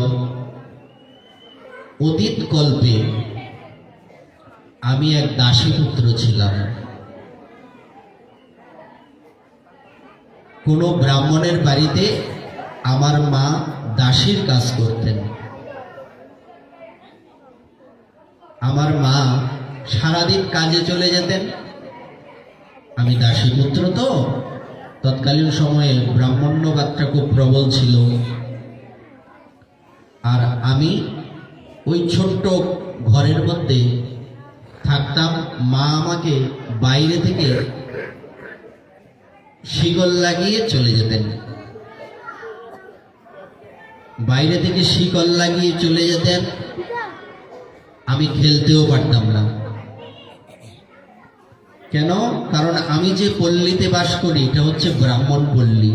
ব্রাহ্মণ ছেলে মেয়েদের সাথে শূদ্র ছেলে মেয়েরা খেলতে পারে না, যদি তাদের গায়ে পা লেগে যায়। এটা হচ্ছে মূলত সম্মানের দৃষ্টিকোণ থেকে। কিন্তু একটা সময় দেখা গেল এটা আস্তে আস্তে আমাদের মধ্যে গোড়ামিতে প্রবেশ করে গিয়েছিল। এখন এটা নাই, কমে গেছে, আরো কমে যাবে মহাপ্রভুর কৃপাতে। তো সারাদিন জানালার পাশে বসে থাকতাম। মনটা খারাপই থাকে। আমি ছোট 4-5 বছরের বালক, আমি খেলতে পারি না। খেলার বয়স তখন, কিছু করারও নেই।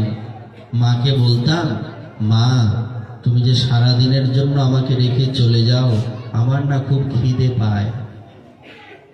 আমার মা কি বলতেন জানো? আমার মা বলতেন, কি বলছিস? দাসী পুত্রের খিদে পেতে নাই, গরিবের আবার খিদা কিসের? এটা আপনারা বুঝবেন না। দেখুন, আগের লোকেরা খুব পরিশ্রম করেছে, খুব দরিদ্র ছিল। আজকে আমরা অতিরিক্ত পেয়ে আমরা এখন ধরাকে সরা জ্ঞান করছি। এখন কিন্তু কেউ দুঃখে না খেয়ে থাকে না। না খেয়ে থাকবে পরের কথা, ভালো মন্দ খায়। তখন ভালো পোশাক পরতে পারতো না, এখন ঘর ভর্তি, এক একজনের পোশাক এক আলমারি ভর্তি। আগের মানুষ খুব কষ্ট করত। আর আমরা বেশি সুখ পাইলে ফুকে কামড়ায়, ভূতে কিলায় না, এই অবস্থা আমাদের। কথাটা একবার যারা পূর্ব সময়ে কষ্ট করেছেন তারা বুঝবেন ওই কথাটা, গরিবের খিদা পাইতে নাই শব্দটা কত কঠিন। এটা গরিব সারা বুঝবে না। তখন আমার আর কিছু করার নেই, নিজেকে ওইভাবে তৈরি করেছিলাম। জানালার পাশে বসে ছেলে মেয়েদের খেলা দেখতাম, খেলতেও পারি না, পরে অভ্যাস করে নিয়েছিলাম। একদিন কি হলো, একদিনের ঘটনা, আমি দেখলাম অচেনা কয়েকজন জটাওয়ালা, দাড়ি লম্বা, দিব্য চেহারা কয়েকজন। আমি তো তারা কে জানতাম না, পরে জেনেছি ওনারা সাধু। ওনারা এই লোকগুলি দিকে আসছেন। জানালার পাশে আমি বসা, তো আমি ভালো করে দেখছি এনারা তো এখানে, এইদিকে তো ওনাদেরকে কখনো দেখিনি। এনারা কারা? এনারা এদিক ওদিক তাকাচ্ছিলেন। হঠাৎ আমি তাদের চোখে বললাম, হ্যাঁ রে বাবা, অমুক ব্রাহ্মণের বাড়িটা কোথায় জানিস? হ্যাঁ, জানবো না কেন, আমার মা তো ওই ব্রাহ্মণের বাড়িতে কাজ করে। আচ্ছা, তো নিয়ে যা আমাদেরকে। তখন বলছে, আমার তো দরজা লাগানো বাইরে থেকে, দরজাটা খোলো। দরজা খুলে দিয়েছেন সাধুগণ। আমি কি এটা জানতাম? ওই দরজা খোলার সাথে সাথে আমার সংসারের দরজাটা ওনারা খুলে দিয়েছেন। ওই দরজাটা তো বাহ্যিক, ওই দরজা খোলার পাশাপাশি আমার মায়ার বন্ধন ওনারা খুলে দিয়েছিলেন। বাইরে বেরোলাম, আমি আগে আগে যাচ্ছি, ওই সাধুগণ আমার পিছনে পিছনে আসছেন। ব্রাহ্মণের বাড়ি উপস্থিত হলাম। আমি তো তাদের চিনি না, সাধুর কি ব্যবহার তাও জানি না, সাধু আসলে কি করতে হয় এও চিনি না। আচ্ছা, তখন যেই ব্রাহ্মণের বাড়ি গেলাম, ব্রাহ্মণ বলছেন, ওহো ভাগ্য, আমার গৃহে এই মহত্বের আগমন। সাষ্টাঙ্গে প্রণাম করলেন। আমি তাকিয়ে দেখছি, প্রণাম কি তাও ঠিক মতো আমি জানি না, কাকে করতে হয় তাও জানি না। আপনাদের আমার বাড়িতে কে নিয়ে আসলো? বলছে এই ছেলেটা নিয়ে এসছে। ওই বৃদ্ধ বেরিয়ে এসে আমাকে বলছেন, হাঁটু গেড়ে আমার কাছে বসেছেন। আমি ছোট কিনা? ভাই, আজকে আমার কত বড় উপকার করলি জানিস?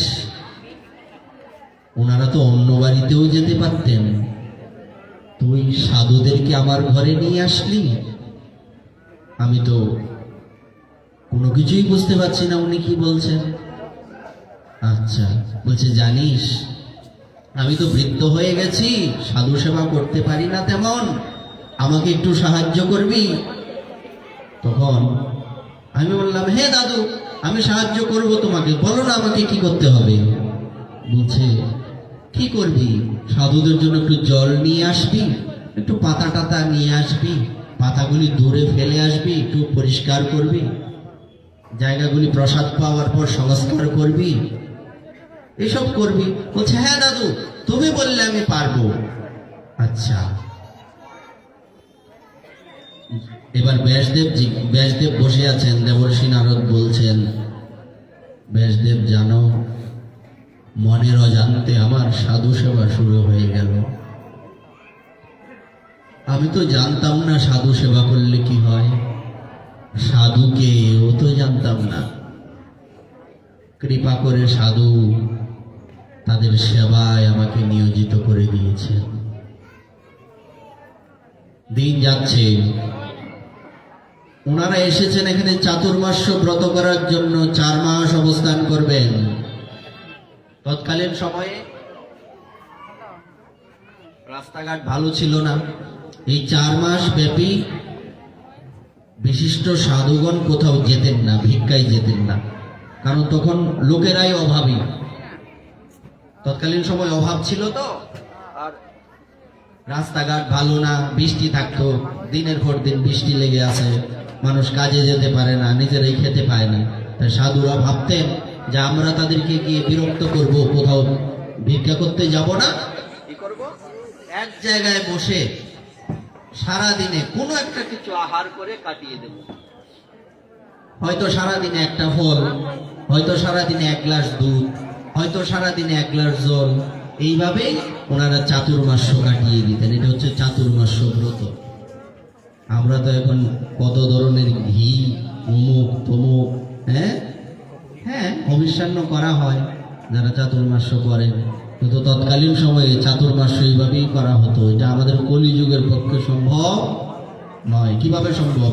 4 মাস সারা দিনে 1 মাস 1 গ্লাস জল কে কাটাবেন, সারা দিনে 1 গ্লাস জল, পরের মাস সারা দিনে শুধু একটা ফল আর কিছু না, সারা দিনে 1 গ্লাস দুধ।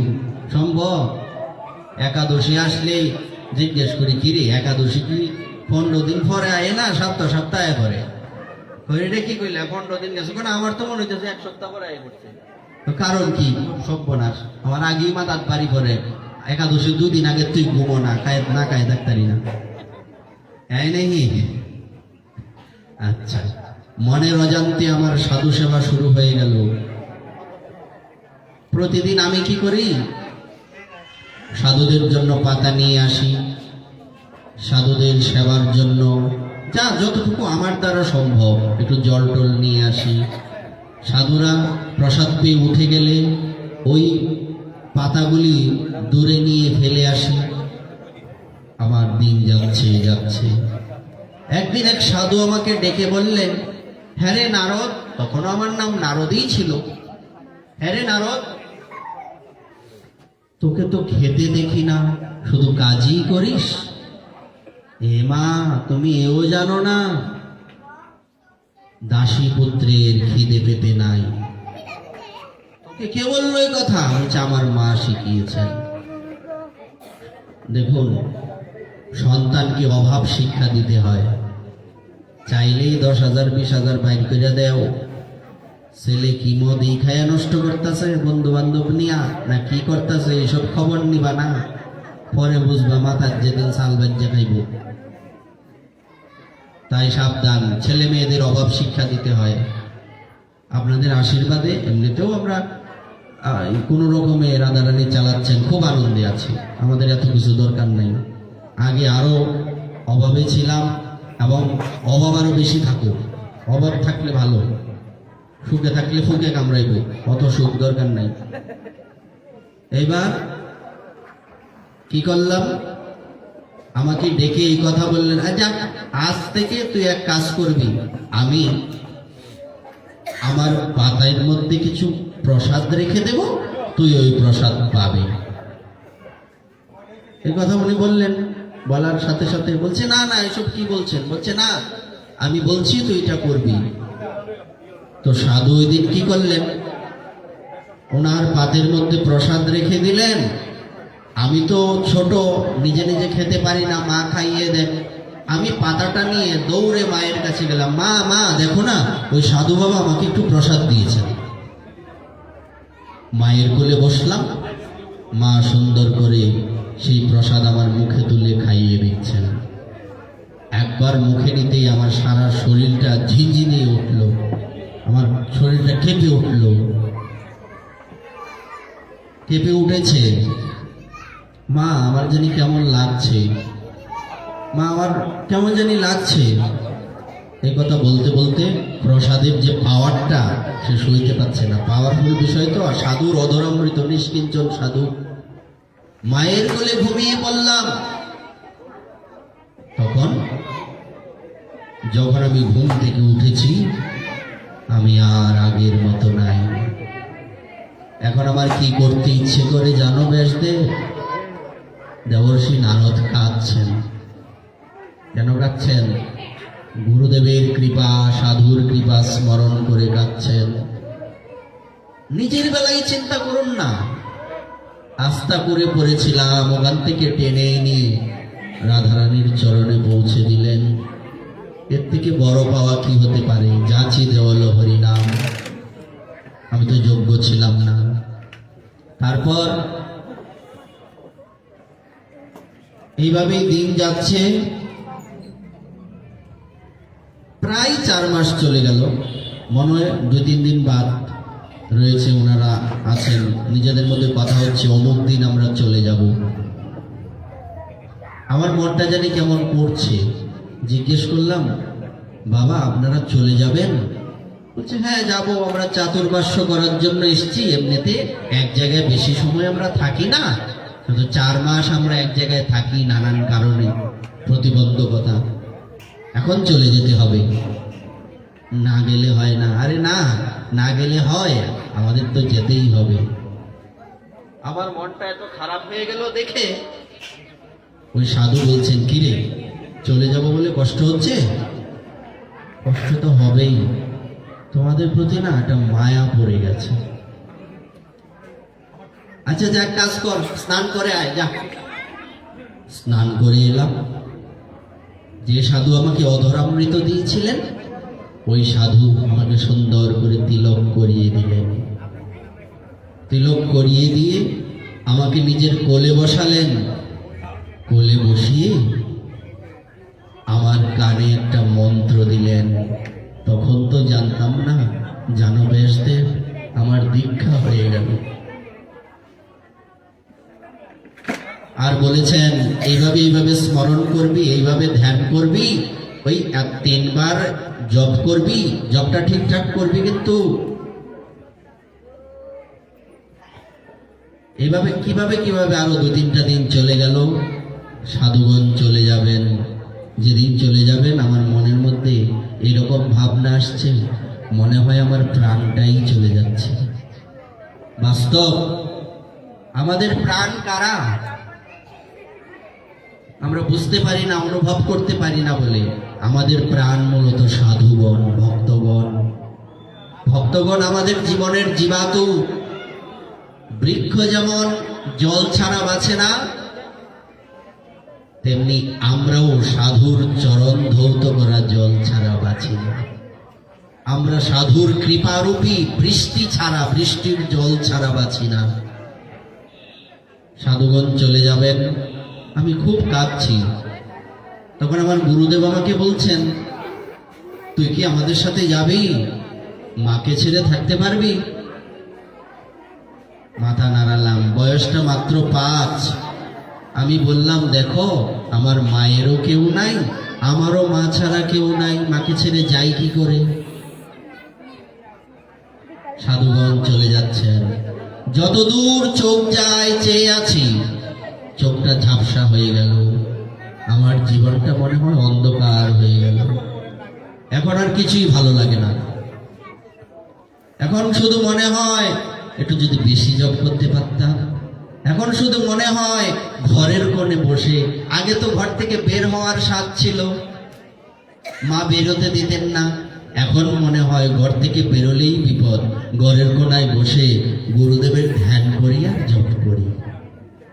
দিন যাচ্ছে যাচ্ছে। একদিন কি হলো, মা সন্ধ্যার সময় এসে বলছে, হ্যাঁ রে বাবা নারদ, আমার না দুধটা দোয়ানো হয়নি, দুধ দুইয়ে দিয়ে চলে আসবো, তুই ঘরে থাক। মা চলে গেলেন দুধ দুইতে। আমি ঘরে বসে আছি একা। এত দুর্যোগপূর্ণ রাত্রি, আমার ভয়ও হচ্ছে। এত দেরি হয়ে গেল, মা কেন আসছে না? দুধ দুইতে কি এত সময় লাগে? আমি বেরোলাম, যাচ্ছি। যেতে যেতে যেতে যেতে হঠাৎ একটা কিসের মধ্যে হোঁচট খেয়ে পড়লাম। কি এটা? এসে পড়লাম, বিজলি চমকালো, দেখলাম আমার মা শুয়ে আছে। মা তোমার কি হয়েছে? মাকে ধাক্কা দিচ্ছি, জাগানোর চেষ্টা করছি। মায়ের শরীরটা ঠান্ডা হয়ে গেছে। মা তোমার কি হয়েছে? একটা সাপ মায়ের দিক থেকে যেতে যেতে বলছে, নারদ, যে মায়ের জন্য সংসার ত্যাগ করতে পারলি না, সেই মাও আজকে তোকে ছেড়ে চলে গেছে রে। এবার কাকে নিয়ে থাকবি সংসারে? এখনো সময় আছে, চলে যা সংসারকে, এই সংসারে কেউ কারো নয়। এবার মায়ের অন্ত্যেষ্টিক্রিয়া করলাম, খুব কাঁদলাম। এবার আমি বড় একা হয়ে গেছি, আমার তো কেউ নাই। এখানে বসে কাঁদি, ওখানে বসে কাঁদি। বয়সটা 5 বছর। আমার তো আশেপাশেও কেউ নেই, বাবাকে কোনোদিন দেখিনি। তুমি বলছিলে না তোমার বাবা ব্রাহ্মণ, তোমার মা শূদ্রাণী, আমার বাবাকে কোনোদিন আমি দেখি নাই। জানো বেশদেব, আমার কেউ নাই কেউ নাই বলে যখন কাঁদছি, হঠাৎ আমার মনে পড়ল, আমার তো একজন আছেন। যার কেউ নাই তার তো গুরুদেব আছেন, তার তো গুরুদেব আছেন।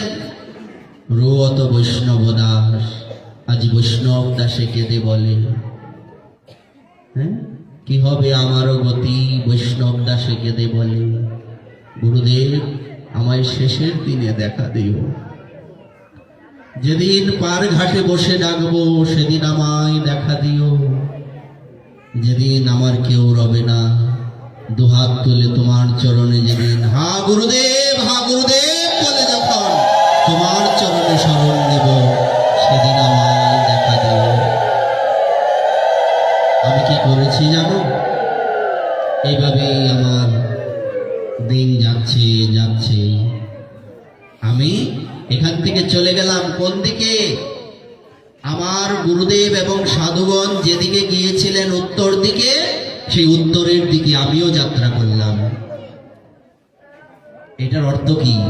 সাধুগণ যে রাস্তায় হাঁটেন, যে পথে হাঁটেন, আমাদেরকেও সেই পথেই, মহাজ্ঞানী মহাজন যে পথে করে গমন, যে পথে গমন করে ওনারা প্রাতঃস্মরণীয় বরণীয় হয়েছেন, সেই পথেই তো আমাদের চলতে হবে। আমাদের রাস্তা কোথায়? আমাদের পথ কোথায়? সেই পন্থ কোথায়? সেটা হচ্ছে গুরুদেবের মার্গ। গুরুদেব যে মার্গে চলেছেন, সেই মার্গে আমাদের যেতে হবে। আমি গেলাম, কত বন, কত প্রান্তর, কত মাঠ ঘাট, নদী নালা, খাল পর্বত, পাহাড় বিল, সব পার হয়ে একটা বট গাছের নিচে, অশ্বত্থ বৃক্ষের নিচে বসলাম। অশ্বত্থ বৃক্ষের নিচে যখন বসলাম, তখন আমি ওই গুরুদেব যেভাবে বলেছেন সেভাবে ধ্যান করে যাচ্ছি, ভজন করে যাচ্ছি। হঠাৎ আমার সামনে শঙ্খচক্র গদা পদ্মধারী ভগবান শ্রীহরি দাঁড়ালেন।